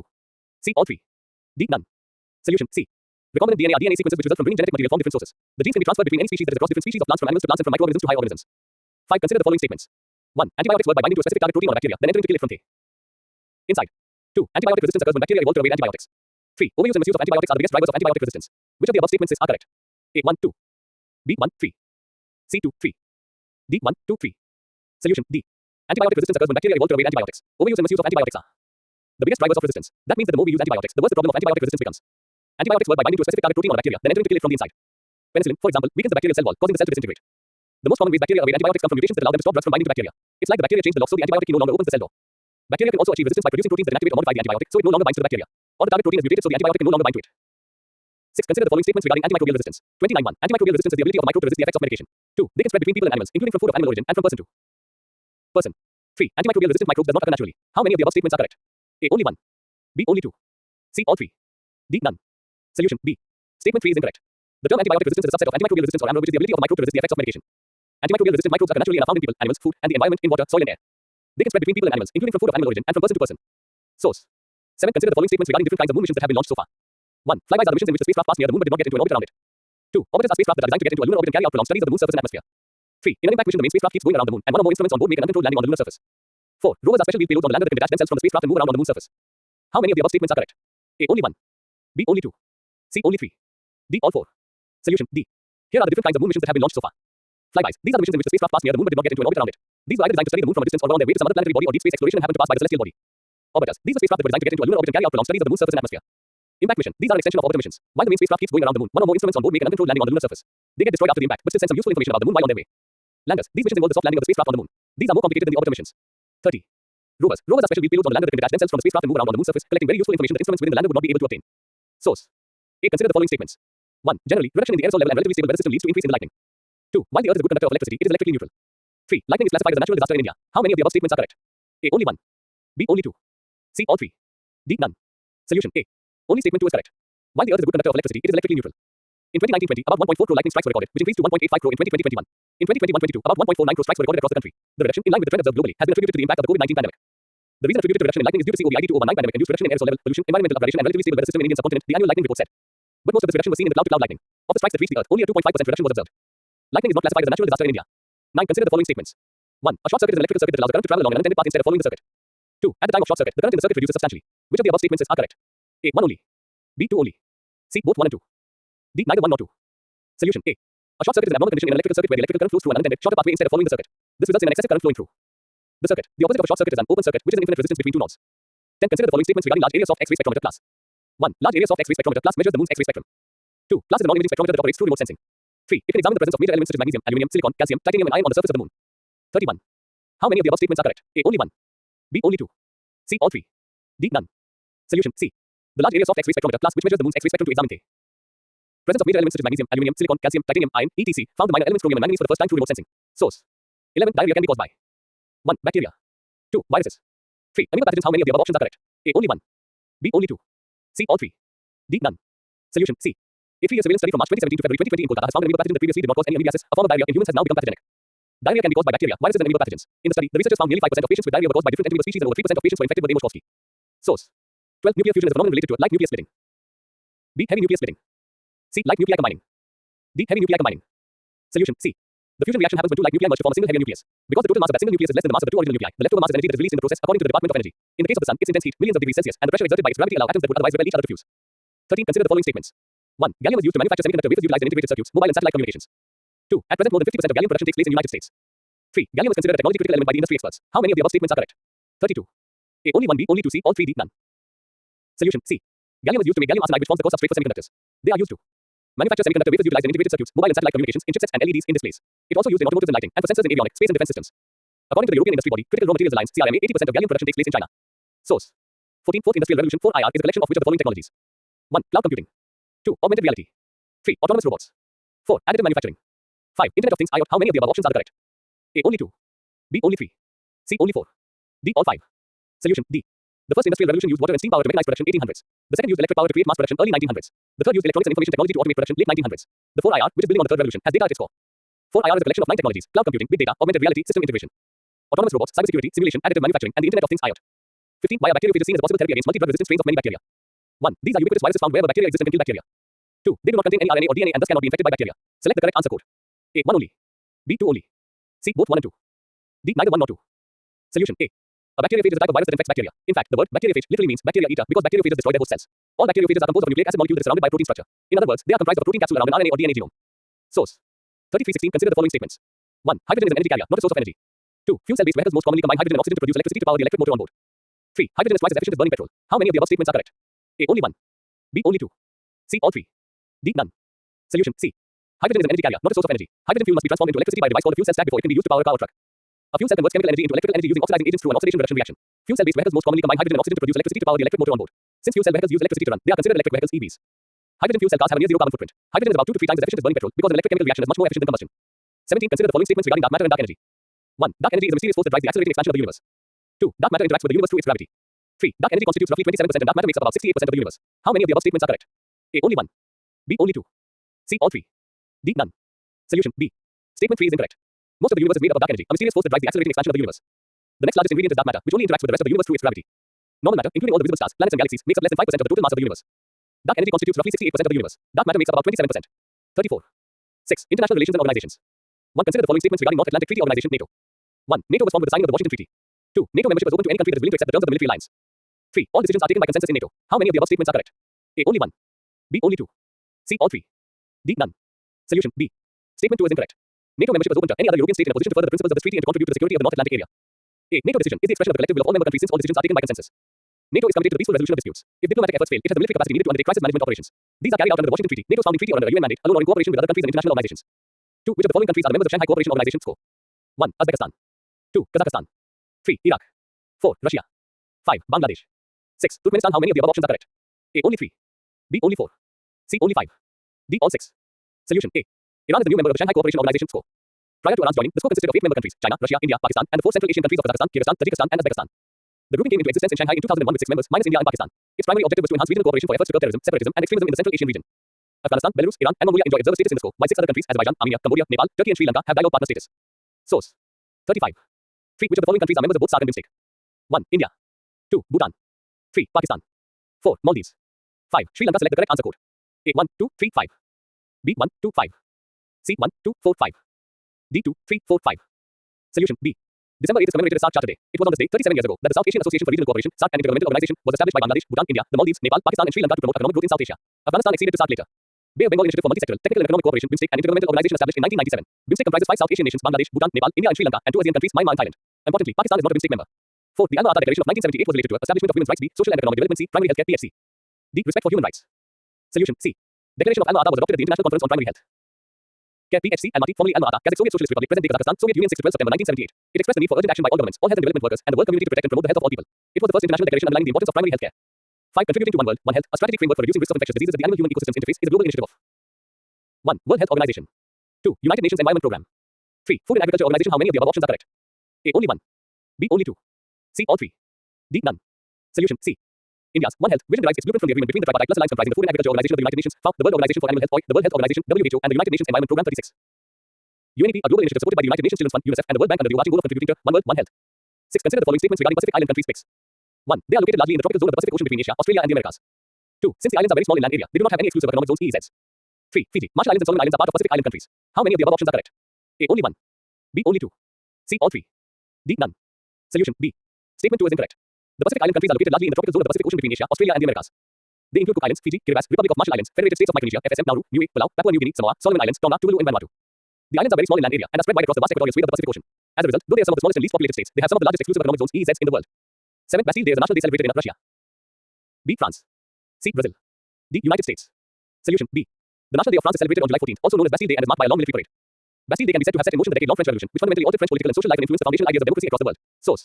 A. Consider the following statements regarding Universal Periodic Review (UPR). 1. The Universal Periodic Review (UPR) is a unique process which involves a periodic review of the human rights records of all United Nations member states. 2. The UPR is a significant innovation of the Human Rights Council which is based on equal treatment for all countries. 3. It provides an opportunity for all states to declare what actions they have taken to improve the human rights situations in their countries. How many of the above statements are correct? A. Only 1. B. Only 2. C. All 3. 37. D. None. Solution. C. The Universal Periodic Review (UPR) is a unique process which involves a periodic review of the human rights records of all 193 UN member states. The UPR is a significant innovation of the Human Rights Council which is based on equal treatment for all countries. It provides an opportunity for all states to declare what actions they have taken to improve the human rights situations in their countries and to overcome challenges to the enjoyment of human rights. The UPR also includes the sharing of best human rights practices around the globe. Currently, no other mechanism of this kind exists. Source. 9. Consider the following statements regarding SWIFT, Society for Worldwide Interbank Financial Telecommunications Messaging System. 1. It is a messaging network that financial institutions use to securely transmit information and instructions through a standardized system of codes. 2. SWIFT facilitates funds transfer and sends payment orders. 3. SWIFT India is a consortium of all Indian public sector banks. How many of the above statements are correct? A. Only 1. B. Only 2. C. All 3. D. None. Solution. A. Only statement 1 is correct. It is a messaging network that financial institutions use to securely transmit information and instructions through a standardized system of codes. Under SWIFT, each financial organization has a unique code which is used to send and receive payments. SWIFT does not facilitate funds transfer, rather it sends payment orders which must be settled by correspondent accounts that the institutions have with each other.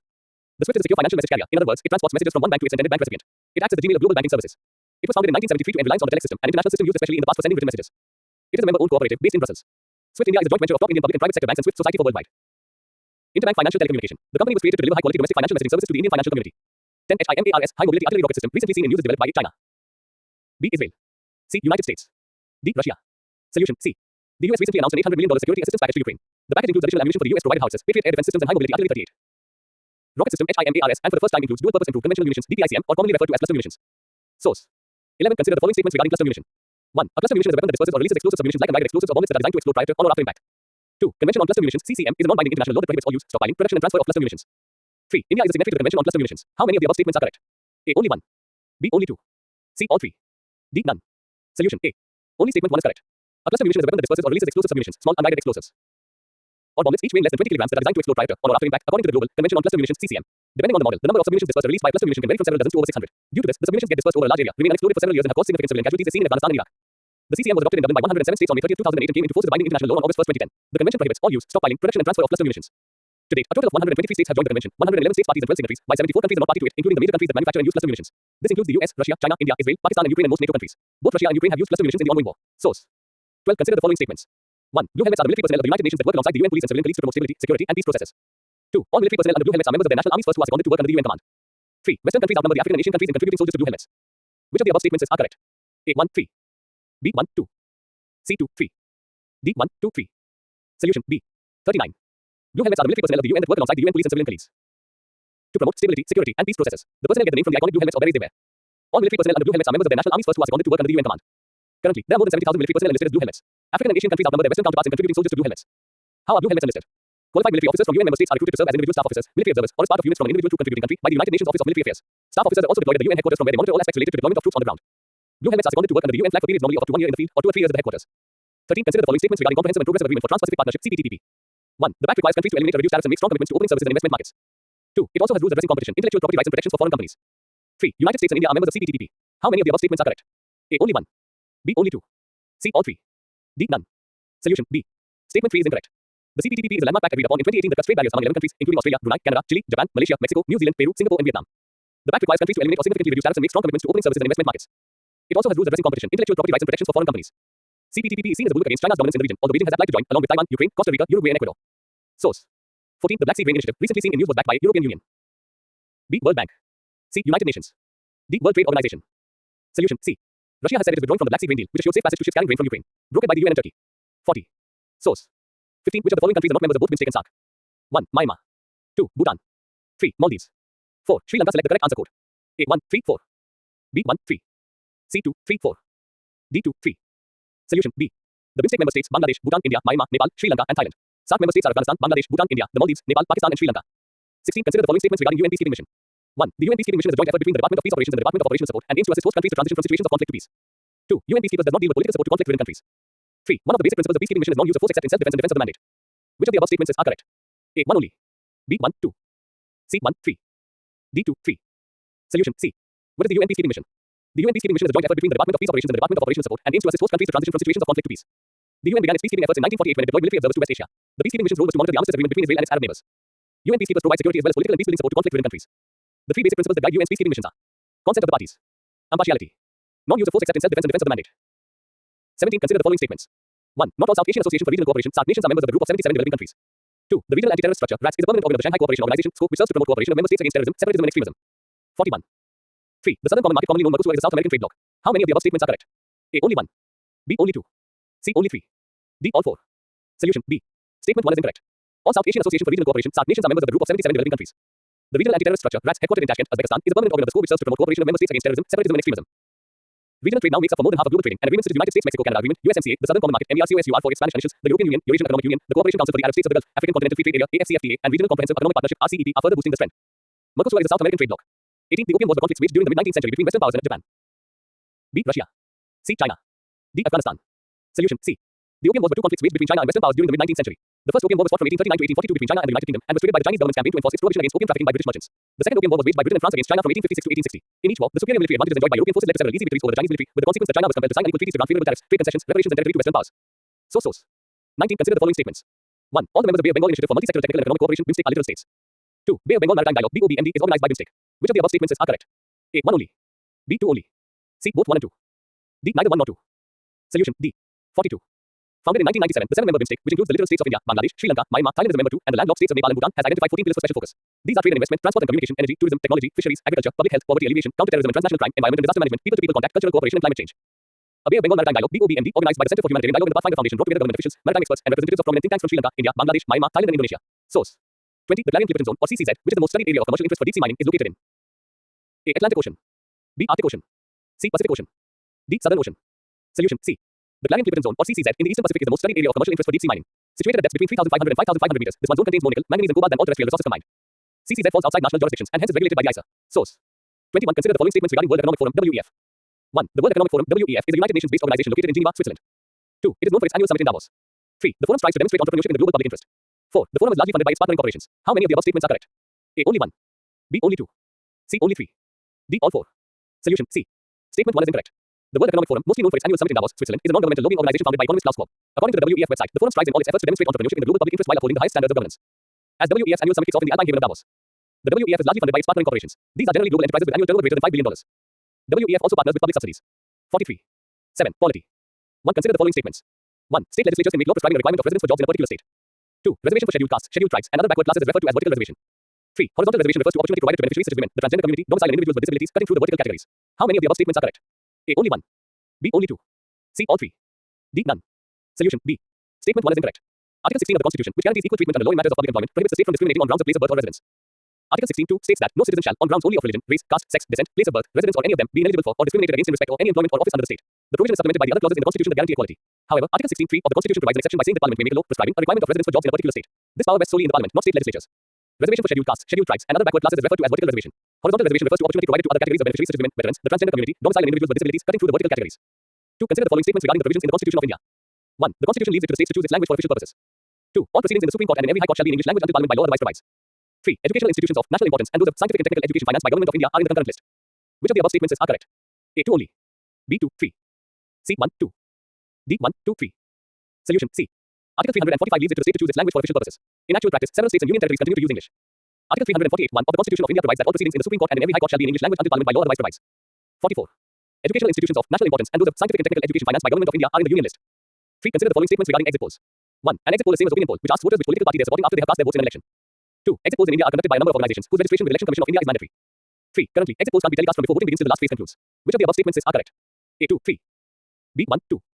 C. 3 only. D. 1, 3. Solution C. An exit poll asks voters which political party they are supporting after they have cast their votes in an election. In this, it differs from an opinion poll, which is held before the elections. Today, exit polls in India are conducted by a number of organizations, often in tie-ups with media organizations. The surveys can be conducted face-to-face or online. Currently, exit polls can't be telecast from before voting begins till the last phase concludes. 4. Consider the following statements regarding Deputy Chief Minister of a state. 1. Article 163 of the Constitution mentions about the Deputy Chief Minister. 2. The post of Deputy CM is equivalent in rank to that of Cabinet Minister in the state. Which of the above statements are correct? A. Only 1. B. Only 2. C. Both 1 and 2. D. Neither 1 nor 2. Solution B. Article 163(1) of the Constitution says there shall be a council of ministers with the chief minister at the head to aid and advise the governor in the exercise of his functions.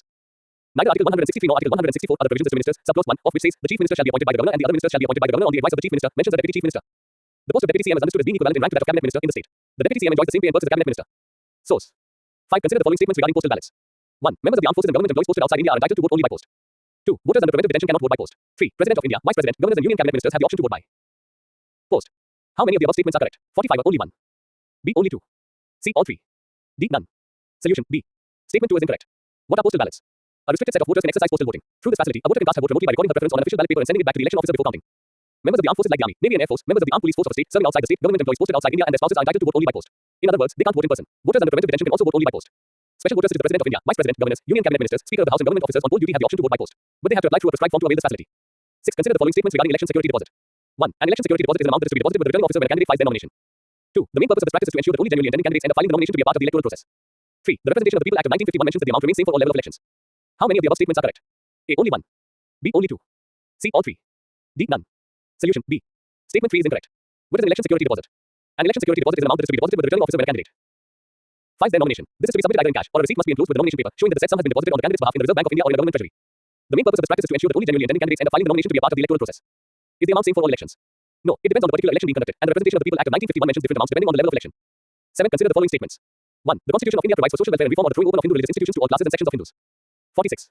2. In India, the matter regarding temple control and temple entry are codified in a single law. Which of the above statements are incorrect? A. 1 only. B. 2 only. C. Both 1 and 2. D. Neither 1 nor 2. Solution B. The framers of the Constitution, being aware of the temple entry movement, advisedly provided a separate power under Article 25 (2)(b), which empowers the state to enact laws providing for social welfare and reform or the throwing open of Hindu religious institutions to all classes and sections of Hindus. Hence, the issue of regulating secular aspects of religious practice is distinct from providing access to worship.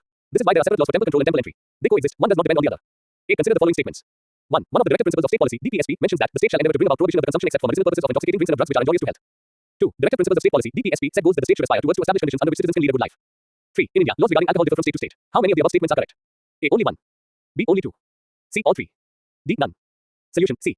One of the directive principles of state policy, DPSP, mentions that, in particular, the state shall endeavor to bring about prohibition of the consumption except for medicinal purposes of intoxicating drinks and of drugs which are injurious to health. While DPSPs are not in themselves legally enforceable, they set goals that they state should aspire towards to establish conditions under which citizens can lead a good life. Thus, alcohol is seen by the Constitution and by extension, the Indian state, as an undesirable evil that needs to be regulated. However, according to the 7th schedule of the Constitution, alcohol is a state subject, i.e. state legislatures have the right and responsibility to draft laws regarding it, including the production, manufacture, possession, transport, purchase and sale of intoxicating liquors. Thus, laws regarding alcohol differ from state to state, falling in the whole spectrum between prohibition and private sale. 9. Consider the following statements. 1. According to the rules of procedure and conduct of business in the Council of States, Rajya Sabha MPs can give a written notice to suspend all listed business and discuss an issue of importance the country is facing. 2. Short duration discussion in Rajya Sabha is a brief discussion not exceeding 2.5 hours and where there shall be formal motion or voting taking place. 3. Short duration discussion on the rules of procedure and conduct of business in the Council of States can be taken up immediately or a later date and time. How many of the above statements are correct? A. Only 1. B. Only 2. C. All 3. D. None. Solution B. 47. Statement 2 is incorrect. According to the rules of procedure and conduct of business in the Council of States, Rajya Sabha, under Rule 267, Rajya Sabha MPs can give a written notice to suspend all listed business and discuss an issue of importance the country is facing. Short duration discussion, on the other hand, is a brief discussion not exceeding 2.5 hours under Rule 176. It says that any member desirous of raising discussion on a matter of urgent public importance may give notice in writing to the Secretary General specifying clearly and precisely the matter to be raised, provided that the notice shall be accompanied by an explanatory note stating reasons for raising discussion on the matter in question, provided further that the notice shall be supported by the signatures of at least 2 other members. Short duration discussion under Rule 176 can be taken up immediately, a few hours later, the next day, or can be fixed for a later date and time. But the rule says there shall be no formal motion or voting under a short duration discussion. The member who has given notice may make a short statement and the minister shall reply shortly, the rule says. Source. 10th, the Menka Gandhi versus Union of India case, 1978, is known for rarest of rare doctrine. B. Striking a balance between fundamental rights and directive principle. C. Expansion of rights available under Article 21 of the Constitution. D. Setting parameters for governance rule in a state. Solution C. In the Menka case, 1978, the Supreme Court overruled its judgment in the Gopalan case by taking a wider interpretation of the Article 21. Therefore, it ruled that the right to life and personal liberty of a person can be deprived by a law provided the procedure prescribed by that law is reasonable, fair and just. In other words, it has introduced the American expression, due process of law. In effect, the protection under Article 21 should be available not only against arbitrary executive action but also against arbitrary legislative action.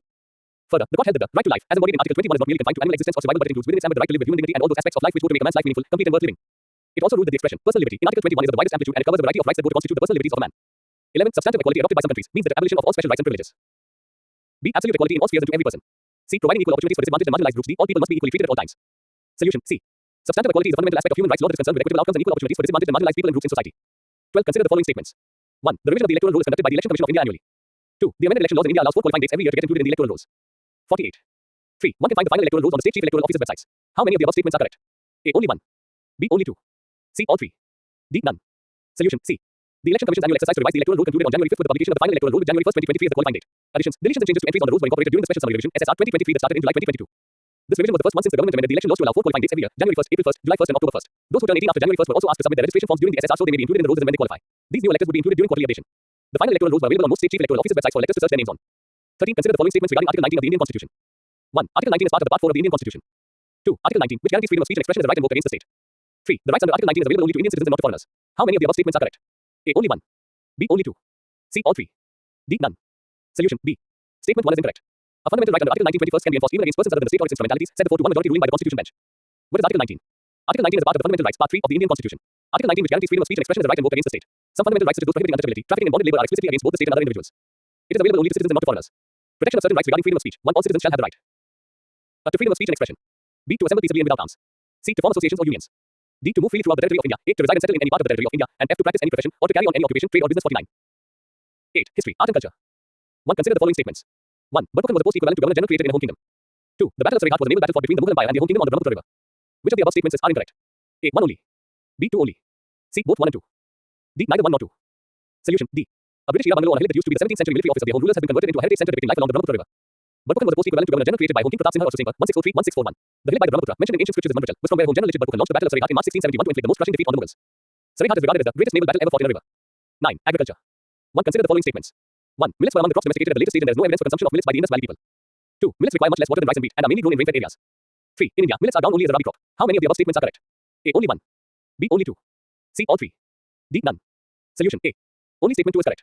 Millets were among the first crops to be domesticated. There is evidence for consumption of millets by the Indus Valley people 3000 BC and several varieties that are now grown around the world were first cultivated in India. West Africa, China and Japan are home to indigenous varieties of the crop. Millets are now grown in more than 130 countries and are the traditional food for more than half a billion people in Asia and Africa. They require much less water than rice and wheat and are mainly grown in rain-fed areas. Globally, sorghum jowar is the biggest millet crop. The major producers of jowar are the United States, China, Australia, India, Argentina, Nigeria and Sudan. Bajra is another major millet crop. India and some African countries are major producers. In India, millets are mainly a kharif crop. 50. 2. Consider the following statements regarding nutrient-based subsidy (NBS) scheme. 1. Nutrient-based subsidy (NBS) scheme was introduced against the earlier product-specific subsidy regime. 2. Under NBS, the government fixed a per kilogram subsidy for each fertilizer nutrient: nitrogen N, phosphorus P, potash K, and sulfur S. 3. Linking subsidy to nutrient content aims to promote balanced fertilization by discouraging farmers from applying too much urea, ammonium phosphate, DAP, and muriate of potash MOP. How many of the above statements are correct? A. Only 1. B. Only 2. C. All 3. D. None. Solution: C. Under NBS, the government fixed a per kilogram subsidy for each fertilizer nutrient: nitrogen N, phosphorus P, potash K, and sulfur S. This was against the earlier product-specific subsidy regime. Linking subsidy to nutrient content was intended to promote balanced fertilization by discouraging farmers from applying too much urea, ammonium phosphate, DAP, and muriate of potash MOP. These are fertilizers with high content of a single nutrient: urea 46% N, DAP 46% P plus 18% N, and MOP 60% K. NBS was expected to induce product innovation besides more use of complex fertilizers, having lower concentrations of N, P, K, and S in different proportions, and SSP containing only 16% P but also 11% S. 3. Consider the following statements. 1. Urea forms less than 50% of the total nitrogenous fertilizers consumed in India. 2. More than 90% of the nitrogen from urea is utilized by plants and very less gets wasted due to leaching, volatilization, and runoff. Which of the above statements are correct? A. 1 only. B. 2 only. C. Both 1 and 2. D. Neither 1 nor 2. Solution: D. It may be noted that urea forms around 80% of the total nitrogenous fertilizers consumed in India and it has recorded exponential increase in consumption over the years. Around 30 to 50% of nitrogen from urea is utilized by plants and the rest gets wasted due to chemical transformation as a result of leaching, volatilization, and runoff, thereby low use efficiency. 4. Which among the following is the nodal procurement agency for pulses in India? A. India Pulses and Grains Association. B. National Pulses Corporation Limited. C. National Agricultural Cooperative Marketing Federation of India (NAFED). D. Food Corporation of India (HCI). Solution: C. The National Agricultural Cooperative Marketing Federation of India (NAFED) is the nodal procurement agency for pulses, like Food Corporation of India or HCI is for rice and wheat. 51. 5. Consider the following statements regarding the benefits of pulses on environment. 1. Pulses enhance soil fertility and reduce the consumption of major fertilizers required for the cultivation of food crops. 2. The roots of pulses and legumes contain soil-enriching bacteria collectively known as rhizobium. 3. Pulses perform biological fixation of environmental nitrogen. Which of the above statements are correct? A. 1, 3. B. 1, 2. C. 2, 3. D. 1, 2, 3. Solution: D. The roots of pulses and legumes contain soil-enriching bacteria collectively known as rhizobium. Therefore, pulses perform biological fixation of environmental nitrogen. They also increase organic matter in the soil, improve quality, and maintain its biodiversity. Pulses enhance fertility and reduce the consumption of major fertilizers required for the cultivation of food crops by millions of tons globally. 6. Consider the following agriculture practices. 1. Zero tillage helps in carbon sequestration and requires minimum labor compared to traditional farming method. 2. Zero tillage reduces the soil erosion and crop duration. 3. Vertical farming method is different from hydroponic or aeroponic growing methods. 4. Mixed farming is a multiple cropping practice involving growing 2 or more crops in proximity. How many of the above statements are correct? A. Only 1. B. Only 2. C. Only 3. D. All 4. Solution: B. Statement 1 and 2 are correct. Zero tillage is the process where the crop seed will be sown through drills without prior land preparation and disturbing the soil where previous crop stubbles are present. Zero tillage not only reduces the cost of cultivation, it also reduces the soil erosion, crop duration, and irrigation requirement and weed effect, which is better than tillage. Zero tillage, ZT, also called no tillage or kneel tillage. Mixed farming is a type of farming which involves both the growing of crops as well as the raising of livestock. Intercropping is a multiple cropping practice involving growing 2 or more crops in proximity. Vertical farming is the practice of growing produce in vertically stacked layers. The practice can use soil, hydroponic or aeroponic growing methods. Vertical farms attempt to produce food in challenging environments, like where arable land is rare or unavailable. 7. Consider the following statements regarding recirculatory aquaculture system (RAS). 1. In recirculatory aquaculture system (RAS), water is recycled and reused after mechanical and biological filtration. 2. It is an intensive high-density fish culture and the method can be used for only specific species of fishes. 3. This method mainly involves growing of fish outdoors in open ponds. How many of the above statements are correct? A. Only 1. B. Only 2. 52. C. All 3. D. None. Solution: A. Only statement 1 is correct. Recirculatory aquaculture system (RAS) is a technology where water is recycled and reused after mechanical and biological filtration and removal of suspended matter and metabolites. This method is used for high-density culture of various species of fish, utilizing minimum land area and water. It is an intensive high-density fish culture unlike other aquaculture production systems. Instead of the traditional method of growing fish outdoors in open ponds and raceways, in the system fish are typically reared in indoor, outdoor tanks in a controlled environment. The technology is based on the use of mechanical and biological filters and the method can be used for any species grown in aquaculture. Source: A. Consider the following statements. 1. Basmati rice cultivation is largely dependent on rainwater as it takes place during the main monsoon season. 2. In some states, basmati rice is procured by the government at minimum support price (MSP). 3. More than one state in India have geographical indication D tag for basmati rice. Which of the above statements is correct? A. 1, 2. B. 1, 3. C. 2, 3. D. 1, 2, 3. Solution: B. Paddy is procured by the Union government on MSP for distribution under the public distribution system. Basmati is neither procured by the government nor has any fixed price. It is procured by traders and exporters as Indian basmati has large demand abroad. Experts say that 4,000 liters of water are required to grow a kilo of paddy. Basmati cultivation, on the other hand, is largely dependent on rainwater as it takes place during the main monsoon season. Even if some early varieties are sown in June, they are harvested at least a month before the main basmati and paddy varieties, thus saving water. Basmati cultivation can also reduce stubble burning. Farmers use its stubble for fodder. Punjab is among the states and union territories Haryana, Uttar Pradesh, Jammu and Kashmir, Himachal Pradesh, and Uttarakhand are the others that have a geographical indication D tag for basmati. 9. Consider the following statements. 1. Contract farming is defined under state list of the 7th schedule in Constitution of India. 2. In India, 100% FDI is permitted under the automatic route in the food processing sector. 3. Contract farming is carried out based on a pre-harvest agreement between buyers and producers. Which of the above statements are correct? A. 1 only. B. 1, 2. C. 2, 3. D. 1, 2, 3. Solution: C. 53. Contract farming can be carried out based on a pre-harvest agreement between buyers and producers. It is defined under the concurrent list of the 7th schedule of Constitution. However, agriculture is under state list. 100% FDI is permitted under the automatic route in the food processing sector. 10. Defense and security. 1. Consider the following statements. 1. The Strategic Forces Command (SFC) is a tri-services formation responsible for the management and administration of the country's tactical and strategic nuclear weapons stockpile. 2. Strategic Forces Command (SFC) falls under the purview of the Nuclear Command Authority of India. 3. The Nuclear Command Authority is the sole body which can authorize the use of nuclear weapons, whose executive council is chaired by Prime Minister of India. How many of the above statements are correct? A. Only 1. B. Only 2. C. All 3. D. None. Solution: B. Statement 3 is incorrect. The SFC, which carried out the test, is a key tri-services formation that manages and administers all the strategic assets and falls under the purview of the Nuclear Command Authority of India. The Nuclear Command Authority is the sole body which can authorize the use of nuclear weapons. It comprises the Political Council and Executive Council. The Political Council is chaired by the Prime Minister. The Executive Council, chaired by the National Security Advisor, provides inputs for decision making by the Nuclear Command Authority and executes the directives given to it by the Political Council. 2. Consider the following statements. 1. The Indian Navy was established in 1600s by the East India Company. 2. Operation Trident was launched by the Indian Navy on Pakistan's port city of Karachi during the Indo-Pakistani War of 1971. 3. At present, the Chief of Defence Staff is the Supreme Commander of the Indian Navy. How many of the above statements are correct? A. Only 1. B. Only 2. C. All 3. D. None. Solution: B. Statement 3 is incorrect. The Indian Navy was established in 1612 by the East India Company. Operation Trident was an offensive operation launched by the Indian Navy on Pakistan's port city of Karachi during the Indo-Pakistani War of 1971. 54. The President of India is the Supreme Commander of the Indian Navy. 3. Consider the following statements. 1. At present, the cultivation and processing of poppy and opium in India is controlled by the provisions of the Narcotic Drugs and Psychotropic Substances (NDPS) Act and rules. 2. There are no provisions for granting bail when accused is booked under the Narcotic Drugs and Psychotropic Substances (NDPS) Act, 1985 and Unlawful Activities Prevention Act, 1967. 3. The Department of Revenue, Ministry of Finance is the NDPS Act's nodal administrative authority. 4. The Narcotic Drugs and Psychotropic Substances NDPS Act adopts a reformative approach towards drugs addicts. How many of the above statements are correct? A. Only 1. B. Only 2. C. Only 3. D. All 4. Solution C. Statement 2 is incorrect. India has been growing poppy at least since the 15th century, as per historical records. The British East India Company assumed monopoly on the cultivation of poppy when the Mughal Empire was on the decline, and the entire trade was brought under government control by 1873. After India gained independence, the cultivation and trade of opium passed on to the Indian government, with the activity being controlled by the Opium Act 1857, the Opium Act 1878, and the Dangerous Drugs Act 1930. At present, the cultivation and processing of poppy and opium is controlled by the provisions of the Narcotic Drugs and Psychotropic Substances (NDPS) Act and rules. In India, drug consumption or possession is a criminal offence. The Narcotic Drugs and Psychotropic Substances (NDPS) Act of 1985 is the main legislation dealing with drugs and their trafficking. Currently, the NDPS Act only adopts a reformative approach towards addicts. Department of Revenue, the NDPS Act's nodal administrative authority. Giving way to the right to a speedy trial, the Supreme Court recently held that, undue delay in a trial can be a ground for granting bail to an accused even under stringent special legislation such as the Narcotic Drugs and Psychotropic Substances (NDPS Act, 1985). NDPS is an exception to the ordinary rules for granting bail. Under Section 37 of the Act, for a court to grant bail, it has to be satisfied that there are reasonable grounds for believing that he is not guilty of such an offence, and that upon release isn't likely to commit any offence. This high bar, requiring the accused to prove innocence at the time of seeking bail, ensures getting bail under the law is virtually impossible for certain offences. 4. Consider the following statements regarding Border Security Force (BSF). 1. The BSF works under the administrative control of the Ministry of Defence. 2. The BSF can carry out operations up to 50 kilometers from the international boundary in the Indian states. 3. In India, BSF carries out operations in the states of Gujarat, Punjab, Rajasthan, West Bengal, and Assam. How many of the above statements are correct? A. Only 1. B. Only 2. C. All 3. 55. D. None. Solution B. Statement 1 is incorrect. The BSF works under the administrative control of the Ministry of Home Affairs (MHA). Earlier, the BSF's limit was fixed up to 80 kilometers from the international boundary in Gujarat and 15 kilometers in Rajasthan, Punjab, West Bengal, and Assam. Later, the MHA, through a notification in the Gazette of India, enhanced the arrest, search and seize powers of the BSF up to 50 kilometers from the international boundary in Punjab, West Bengal, and Assam. 5. Consider the following statements regarding intercontinental ballistic missile (ICBM). 1. ICBMs are ballistic missiles that have a range of over 5,500 kilometers. 2. They are primarily designed for nuclear weapons delivery. 3. Presently, India is not in the list of countries that are in documented possession of land-based ICBMs. How many of the above statements are correct? A. Only 1. B. Only 2. C. All 3. D. None. Solution B. Statement 3 is incorrect. ICBMs are ballistic missiles that have a range of over 5,500 kilometers and have nuclear weapons delivery technology. Presently, in addition to North Korea, Russia, the United States, France, the United Kingdom, China, India, and Israel are the only countries that are in documented possession of land-based ICBMs. Source. 6. Which of the following committees address the issues regarding Armed Forces Special Powers Act (AFSPA) or recommended for the repeal of the AFSPA Act? 1. Justice Verma Committee. 2. BP Jeevan Reddy Committee. 3. N. Casing Committee.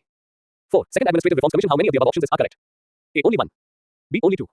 C. Only 3. D. All 4. Solution A. Option 3 is incorrect. Recommendations at various instances to correct the AFSPA ACT. BP Jeevan Reddy Committee examining it in relation to the Northeast in 2005, and the Veerappa Murali report of the Second Administrative Reforms Commission of 2007 recommended that the Act be repealed. The reports of the Justice Verma Committee 2013 and the Justice Hegde Commission 2013 supported need to address the abuses committed under the AFSPA and end the effective impunity enjoyed by security forces. 56. Supreme Court appointed Hegde Commission 2013 found that all 7 deaths in the 6 cases it investigated were extrajudicial executions, and also said that the AFSPA was widely abused by security forces in Manipur. N. K. Singh is the chairman of the 15th Finance Commission. Prior to this position, he presided as chairman of Fiscal Responsibility and Budget Management Review Committee (FRBM). 7. Consider the following statements. 1. The term first information report (FIR) is defined in the Indian Penal Code (IPC). 2. A zero FIR is inferred filed in any police station by the victim, irrespective of their residence or the place of occurrence of crime. 3. The provision of zero FIR came up based on the recommendation of the Justice Verma Committee. How many of the above statements are correct? A. Only 1. B. Only 2. C. All 3. D. None. Solution B. Statement 1 is incorrect. The term first information report (FIR) is not defined in the Indian Penal Code (IPC), Code of Criminal Procedure (CRPC, 1973), or in any other law, but in police regulations or rules. Information recorded under Section 154 of CRPC is known as first information report (FIR). What is a zero FIR? When a police station receives a complaint regarding an alleged offence that has been committed in the jurisdiction of another police station, it registers a FIR and then transfers it to the relevant police station for further investigation. This is called a zero FIR. No regular FIR number is given. After receiving the zero FIR, the relevant police station registers a fresh FIR and starts the investigation. The provision of zero FIR came up after the recommendation in the report of the Justice Verma Committee, which was constituted to suggest amendments to the criminal law in a bid to provide for faster trial and enhanced punishment for criminals accused of committing sexual assault against women, according to a 2020 circular released by the Puducherry government. The committee was set up after the 2012 Navy gun rape case. Source. A. Consider the following statements regarding first information report (FIR). 1. The information must relate to the commission of a cognizable offence. 2. It should be given in writing or orally to the head of the police station. 3. It must be written down and signed by the informant, and its key points should be recorded in a daily diary. Which of the above statements are correct? A. 1, 2. B. 1, 3. C. 2, 3. D. 1, 2, 3. Solution D. 57. There are 3 important elements of an FIR. 1. The information must relate to the commission of a cognizable offence. 2. It should be given in writing or orally to the head of the police station. And 3. It must be written down and signed by the informant, and its key points should be recorded in a daily diary. Source. 11. Reports and indices. 1. Consider the following statements regarding multidimensional poverty index (MPI). 1. Multidimensional poverty index (MPI) captures overlapping deprivations in health, education, and living standards and other aspects like child mortality and housing conditions. 2. It is released by Ministry of Statistics and Program Implementation. 3. National Family Health Survey data is considered to arrive at the figures of multidimensional poverty index. How many of the above statements are correct? A. Only 1. B. Only 2. C. All 3. D. None. Solution B. Statement 2 is incorrect. India has registered a decline in the number of multidimensionally poor individuals from 24.85% in 2015-16 to 14.96% in 2019-2021, according to a report by the government think tank NITI Aayog. What is multidimensional poverty? This is the second edition of NITI Aayog's report on the multidimensional poverty index (MPI). It captures overlapping deprivations in health, education, and living standards and other broader qualitative aspects of life, like child mortality, housing conditions, and other basic services such as water and sanitation to a certain multidimensional poverty. The primary data source to arrive at these figures was National Family Health Survey 5 (NFHS 5). Source. 58. 12. Maps places. 1. The South China Sea is bordered by which of the following countries? 1. Malaysia. 2. Philippines. 3. Laos. 4. Indonesia. 5. Brunei. Select the correct answer code. A. 1, 2, 3, 4. B. 1, 2, 4, 5. C. 1, 2, 4. D. 1, 2, 3, 4, 5. Solution B. The South China Sea lies just south of the Chinese mainland and is bordered by the countries of Brunei, China, Indonesia, Malaysia, Philippines, Taiwan, and Vietnam. 2. Consider the following statements. 1. Nepal shares land boundary with 4 Indian states. 2. Surya Kiran is a military exercise between India and Nepal. 3. The Sharda River demarcates Nepal's eastern border with India. How many of the above statements are correct? A. Only 1. B. Only 2. C. All 3. D. None. Solution A. Only statement 2 is correct. The 5 Indian states that share a land border with Nepal are Uttarakhand, Uttar Pradesh, Bihar, West Bengal, and Sikkim. Surya Kiran, Indo-Nepal joint military training exercise between Indian Army and Nepali Army. The Sharda River demarcates Nepal's western border with India. 59. 3. Kasol Tirthan Valley is located in Jammu and Kashmir. B. Arunachal Pradesh. C. Himachal Pradesh. D. Uttarakhand. Solution C. Source. 4. Manus Island, recently seen in news, is located in Indonesia. B. Maldives. C. Papua New Guinea. D. Seychelles. Solution C. On January 8, 2014, a fireball from space blazed through Earth's atmosphere and crashed into the sea, north of Manus Island of the northeastern coast of Papua New Guinea. Source. 13. Miscellaneous. 1. Le Corbusier contributed specific designs for several buildings and prepared the master plan for the city of Kolkata. B. Mumbai. C. Chandigarh. D. New Delhi. Solution C. Le Corbusier prepared the master plan for the city of Chandigarh and contributed specific designs for several buildings there, especially the government buildings. 2. Which of the following indicators impact population growth? 1. Life expectancy. 2. Crude death rate. 3. Total fertility rate. Select the correct answer code. A. 1, 2. B. 1, 3. C. 2, 3. D. 1, 2, 3. Solution D. Key indicators impacting population growth, such as life expectancy, the number of years a person is expected to live on average, the crude death rate, the number of deaths in a population per 1,000 people, and total fertility rate or TFR, the number of children a woman, on average, is expected to bear in her lifetime. 60. Insta Current Affairs Quiz. August 2023. www.insights.india/IGHTSIS. Table of contents. 1. Economy. 2. 2. Ecology and environment. 11. 3. Geography. 23. 4. Government schemes and programs. 27. 5. Science and technology. 35. 6. International relations and organizations. 43. 7. Polity. 47. 8. History, art and culture. 54. 9. Agriculture. 57. 10. Defense and security. 59. 11. Reports and indices. 61. 12. Maps, places. 62. 13. Miscellaneous. 64. 1. 1. Economy. 1. Consider the following statements regarding the listing of securities. 1. The listing means removing the securities of a listed company from a stock exchange. 2. The listing happens only as a penal measure for the company not complying with requirements set out in the listing agreement. 3. A delisting company needs to buy back 100% of the total issued shares. How many of the above statements are correct? A. Only 1. B. Only 2. C. All 3. D. None. Solution A. Only statement 1 is correct. Delisting means removing the securities of a listed company from a stock exchange. Once delisted, the securities of that company can no longer be traded on the stock exchange. Delisting can be either voluntary or compulsory. In voluntary delisting, a company decides on its own to remove its securities from a stock exchange. In compulsory delisting, they are removed as a penal measure for the company not making submissions or complying with requirements set out in the listing agreement within the prescribed timeframes. If a company wants to delist its securities, it needs to buy back 90% of the total issued shares. Source. 2. Consider the following statements. 1. As per the IT law, the year in which income is earned is called as assessment year. 2. Anyone whose maximum income in a year exceeds 1 lakh must file income tax returns later. 3. By paying penalty, the taxpayers can carry forward the losses incurred in the current assessment year if they do not file their return before the deadline. How many of the above statements are correct? A. Only 1. B. Only 2. C. All 3. D. None. Solution D. Income tax is levied on the annual income of a person. As per the IT law, this period starts on April 1st and ends on March 31st of the next calendar year. The year in which income is earned is called as previous year, and the year in which the income is charged to tax is called as assessment year. Anyone whose maximum income in a year exceeds the exemption limit of 250,000 rupees for individuals under the age of 60 years must file later. The taxpayers won't be able to carry forward the losses incurred in the current assessment year if they do not file later. Moreover, a penalty equal to 200% of tax payable on the unreported income shall be levied as per section 278 if taxpayers miss to file their income tax returns. Source. 2. 3. Consider the following statements regarding India's gold imports. 1. India is among the top 3 largest importers of gold in the world. 2. Majority of the gold demand is due to RBI's requirements. Which of the above statements are correct? A. 1 only. B. 2 only. C. Both 1 and 2. D. Neither 1 nor 2. Solution A. India is among the top 3 largest importers of gold, which mainly caters to the demand of the jewelry industry. In volume terms, the country imports 800 to 900 tons of gold annually. Source. 4. Consider the following statements. 1. India's services sector output is measured by the S&P Global India Services Purchasing Managers Index (PMI). 2. Services Purchasing Managers Index (PMI) also provides the stock market an indicator of whether the current economy is healthy or not.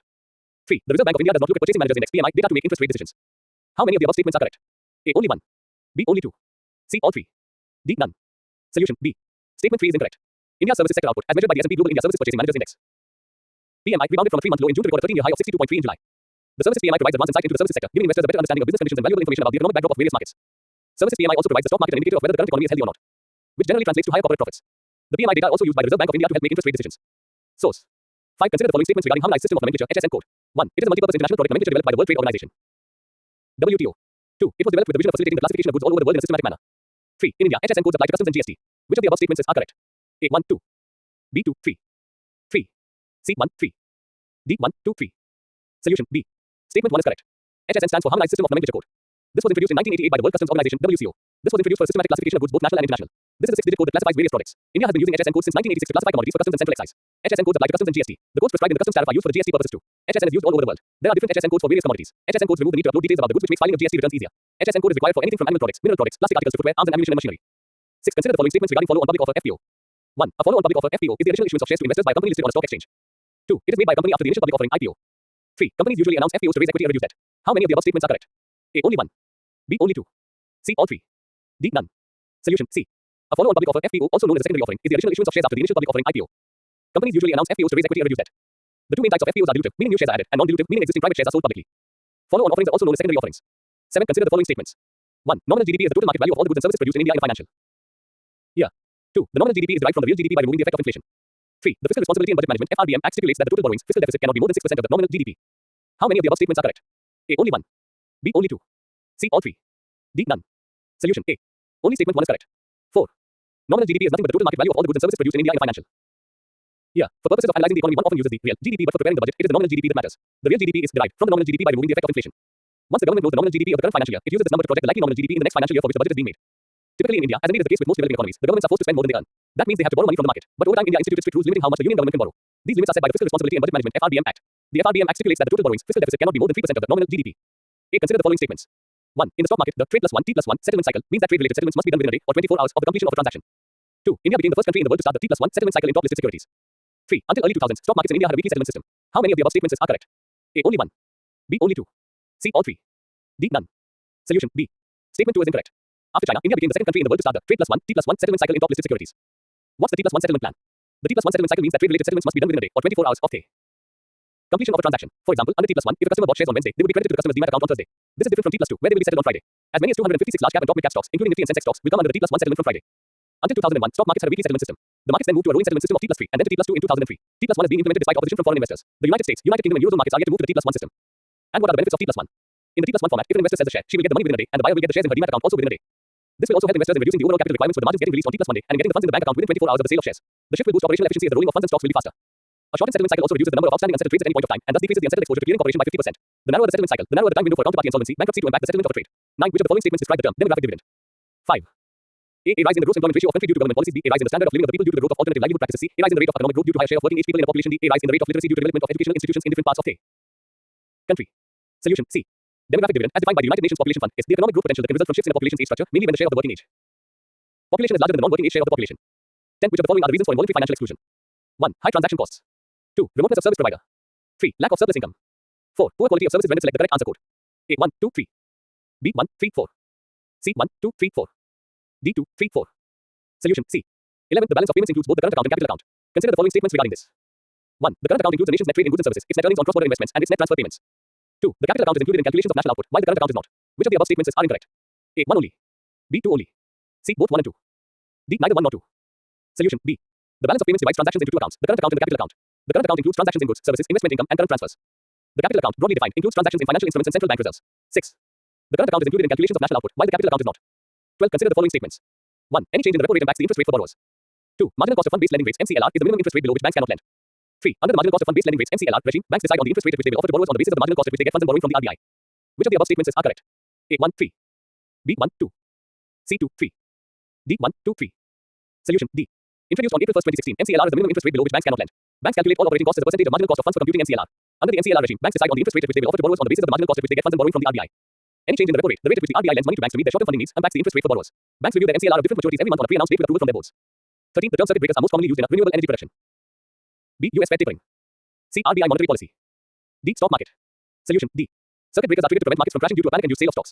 This can happen due to many reasons which lead to stockholders in the market feeling that their stocks are overvalued. Thus, they enter into a sell-off. Circuit breakers temporarily halt trading and thus stop the sell-off. Effectively, circuit breakers cap how much the value of a stock can fall in a single day trading session and in doing so create a more stable market overall. 14. In the Consumer Confidence Survey, CCS, RBI asks respondents about which of the following variables. 1. General economic situation. 2. Employment scenario. 3. Overall price situation. 4. Income. 5. Spending. How many of the above options are correct? A. Only 2. B. Only 3. C. Only 4. D. All 5. Solution. D. 7. Consumer Confidence Survey, CCS. According to the RBI, the latest round of the survey was conducted during July 1 to 10, 2023 and it covered 6,047 respondents, with over 50% of them being women spread across 19 major cities of India. During the survey, RBI asked respondents about 5 key variables, namely the general economic situation, employment scenario, overall price situation, own income and spending. In each case, it asks respondents how the situation has changed in comparison to the situation a year ago. Source. 15. Consider the following statements. 1. The responsibility of conducting monetary policy is explicitly mandated under the Reserve Bank of India Act, 1934. 2. The primary objective of monetary policy is to maintain price stability without worrying about growth. 3. The flexible inflation targeting framework by RBI does not have statutory basis. How many of the above statements are correct? A. Only 1. B. Only 2. C. All 3. D. None. Solution. A. Only statement 1 is correct. The Reserve Bank of India (RBI) is vested with the responsibility of conducting monetary policy. This responsibility is explicitly mandated under the Reserve Bank of India Act, 1934. The primary objective of monetary policy is to maintain price stability while keeping in mind the objective of growth. Price stability is a necessary precondition to sustainable growth. In May 2016, the Reserve Bank of India (RBI) Act, 1934 was amended to provide a statutory basis for the implementation of the flexible inflation targeting framework. 16. Consider the following statements regarding the recently released RBI guidelines on penal charges under the fair lending practice. 1. A penal charge is an additional charge a lender levies on a borrower in case of delay in payment of equated monthly installments, any or default or non-compliance of payment contracts. 2. As per the guidelines, banks are allowed to levy penal rates of interest over and above the applicable interest rates in case of defaults. 3. The guidelines are also applicable to payments banks, non-banking financial companies, NBFCs, and housing finance companies. How many of the above statements are correct? A. Only 1. B. Only 2. C. All 3. D. None. Solution. A. Only statement 1 is correct. The Reserve Bank of India (RBI) recently directed lenders to levy penalty for default by borrowers as penal charges and not as penal interest, which is added to the rate of interest charged on the advances. 8. The norms were released after the RBI found that many regulated entities, RES, lending institutions regulated by the central bank, were levying penal rates of interest over and above the applicable interest rates in case of defaults or non-compliance by the borrower with the terms on which credit facilities were sanctioned. A penal charge is an additional charge a lender levies on a borrower in case of delay in payment of equated monthly installments, any or default or non-compliance of payment contracts. The new guidelines are applicable to banks, including small finance banks, regional rural banks, but excluding payments banks, non-banking financial companies, NBFCs, housing finance companies, primary urban cooperative banks, and all India financial institutions such as Exim Bank, NABARD, SIDBI, and NAFED. Source. 17. As per the RBI definition, personal loans are the loans given to individuals that consist of 1. Consumer credit. 2. Education loan. 3. Loans given for the creation or enhancement of movable assets. 4. Loans given for investment in financial assets. How many of the above options are correct? A. Only 1. B. Only 2. C. Only 3. D. All 4. Solution D. Personal loans refers to loans given to individuals and consist of a consumer credit, B. Education loan, C. Loans given for creation, enhancement of movable assets, e.g., housing, etc., and D. Loans given for investment in financial assets, shares, debentures, etc. Source. 18. In India, internal debt comprises 1. Non-interest-bearing rupee securities issued to international financial institutions. 2. Loans raised in the open market. 3. Treasury bills issued to state governments. Select the correct answer code. A. 1, 2. B. 1, 3. C. 2, 3. D. 1, 2, 3. Solution D. Internal debt comprises loans raised in the open market, compensation and other bonds, etc. It also includes borrowings through treasury bills, including treasury bills issued to state governments, commercial banks and other investors, as well as non-negotiable, non-interest-bearing rupee securities issued to international financial institutions. 19. Consider the following statements regarding reserve assets. 1. A reserve asset must be readily available, controlled by policymakers, and easily transferable. 2. Currencies like US dollar and gold bullion are classified as reserve assets. 3. In India, the reserve assets have always been less than 50% of India's international financial assets. How many of the above statements are correct? 9 are only 1. B. Only 2. C. All 3. D. None. Solution B. Statement 3 is incorrect. Reserve assets are currencies or other assets, such as gold, that can be readily transferable and are used to balance international transactions and payments. A reserve asset must be readily available, physical, controlled by policymakers, and easily transferable. The US dollar is a reserve currency, meaning it is widely held as a reserve asset around the world. The reserve assets remain the dominant component of 62.9% share in India's international financial assets. 20. Consider the following statements regarding current account deficit CAD. 1. Both government and private payments are included in the calculation of CAD. 2. When the current account deficit is lower, more foreign exchange reserves are needed to finance a gap. 3. CAD is always bad for the country and its economy as it drains the country's forex reserves. How many of the above statements are correct? A. Only 1. B. Only 2. C. All 3. D. None. Solution A. Only statement 1 is correct. A current account deficit is not always detrimental to a nation's economy. External debt may be used to finance lucrative investments. Both government and private payments are included in the calculation of CAD. When the current account deficit is lower, less money is needed to finance the gap. It is also treated as a sign of the resilience of the economy. 21. Consider the following statements regarding current account deficit CAD. 1. When the value of the goods and services that the country exports exceeds the value of the products it imports, it is known as the current account deficit. 2. If the current account shows a surplus, that indicates money is flowing into the country and boosting the foreign exchange reserves. 3. Inflow of remittances are not considered while calculating current account deficit. How many of the above statements are correct? A. Only 1. B. Only 2. C. All 3. D. None.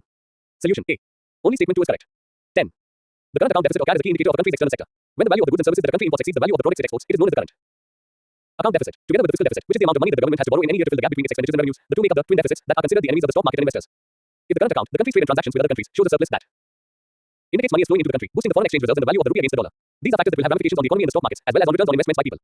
CAD narrowed to $1.3 billion, or 0.2% of the GDP in the January-March quarter of FY 2023 from $16.8 billion, or 2% of GDP in the preceding quarter. In Q4 FY 2022, CAD was $13.4 billion, or 1.6% of GDP. Remittances, which are the second largest major source of external financing after service export, also contributed to narrowing the CAD. During the quarter, private transfer receipts, mainly representing remittances by Indians employed overseas, increased to $28.6 billion, up 20.8% from their level a year ago.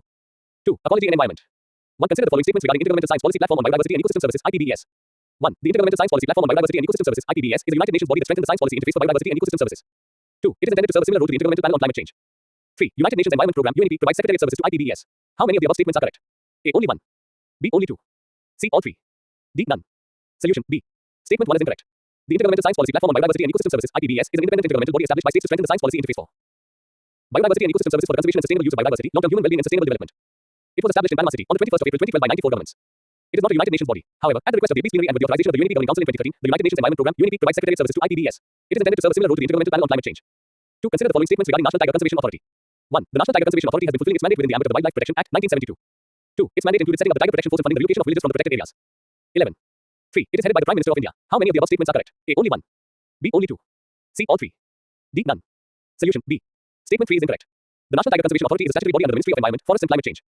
The National Tiger Conservation Authority has been fulfilling its mandate within the ambit of the Wildlife Protection Act, 1972. Set up under the chairmanship of the Minister for Environment and Forests. The NTCA had more power to check poaching and preserve the tiger population. Its mandate included setting up the Tiger Protection Force and funding the relocation of villagers from the protected areas. Source. 3. Consider the following statements. 1. Global Assessment Report on Biodiversity and Ecosystem Services was released by the Intergovernmental Science Policy Platform on Biodiversity and Ecosystem Services, IPBES. 2. The World Network of Biosphere Reserves is created by UNEP. 3. The Nilgiri Biosphere Reserve was designated as the first biosphere reserve in India. How many of the above statements are correct? A. Only 1. B. Only 2. C. All 3. D. None. Solution B. Statement 2 is incorrect. Global Assessment Report on Biodiversity and Ecosystem Services released in 2019 by the Intergovernmental Science Policy Platform on Biodiversity and Ecosystem Services, IPBES. World Network of Biosphere Reserves, created in 1971 by UNESCO. The Nilgiri Biosphere Reserve was the first biosphere reserve in India designated in the year 1986 by UNESCO. It stretches across the states of Tamil Nadu, Karnataka and Kerala. 4. Match list 1 with list 2 and select the correct answer code. List 1, Lake, list 2, state. A. Vayman at 1, Sikkim B. Khajia 2, Tamil Nadu C. Kalivri 3, Himachal Pradesh D. KW 4, Kerala select the correct answer code.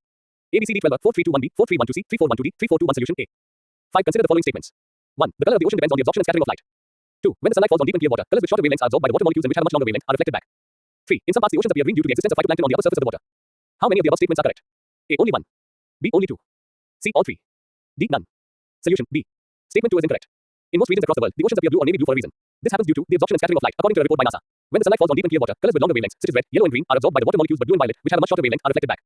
When sunlight hits the ocean, some of the light is reflected back directly, but most of it penetrates the ocean surface and interacts with the water molecules that it encounters. The red, orange, yellow, and green wavelengths of light are absorbed so that the remaining light we see is composed of the shorter wavelength blues and violets. But when the water isn't deep or clean, an ocean can appear to be of a different color. For instance, along Argentina's coastline, where major rivers merge into the Atlantic Ocean, the ocean exudes a brown tint because of dead leaves and sediment spewing from the rivers. In other parts of the world, the oceans appear green, which happens due to the existence of phytoplankton on the upper surface of the water. Source. 6. Consider the following statements. 1. The ocean over regions with high concentrations of phytoplankton will appear blue, green to green, depending upon the type and density of the phytoplankton population there. 2. Phytoplankton are microscopic marine algae that contain chlorophyll. 3. Chlorophyll absorbs the green portions of the light spectrum. How many of the above statements are correct? A. Only 1. B. Only 2. C. All 3. D. None. Solution B. Statement 3 is incorrect. 13. Phytoplankton are microscopic marine algae that contain the green colored pigment chlorophyll. The pigment helps them absorb sunlight, which they use to capture carbon dioxide from the atmosphere and convert it into sugars. Moreover, chlorophyll absorbs the red and blue portions of the light spectrum, or photosynthesis, and reflects green light. So, the ocean or regions with high concentrations of phytoplankton will appear as certain shades, from blue-green to green, depending upon the type and density of the phytoplankton population there. Source. 7. Consider the following statements regarding green manures. 1. Green manures are crops grown specifically for maintaining soil fertility and structure. 2. Growing green manure can curtail the consumption of chemical fertilizer to a large extent by 25 to 30%. 3. Green manure increases the soil pH level. How many of the above statements are correct? A. Only 1. B. Only 2. C. All 3.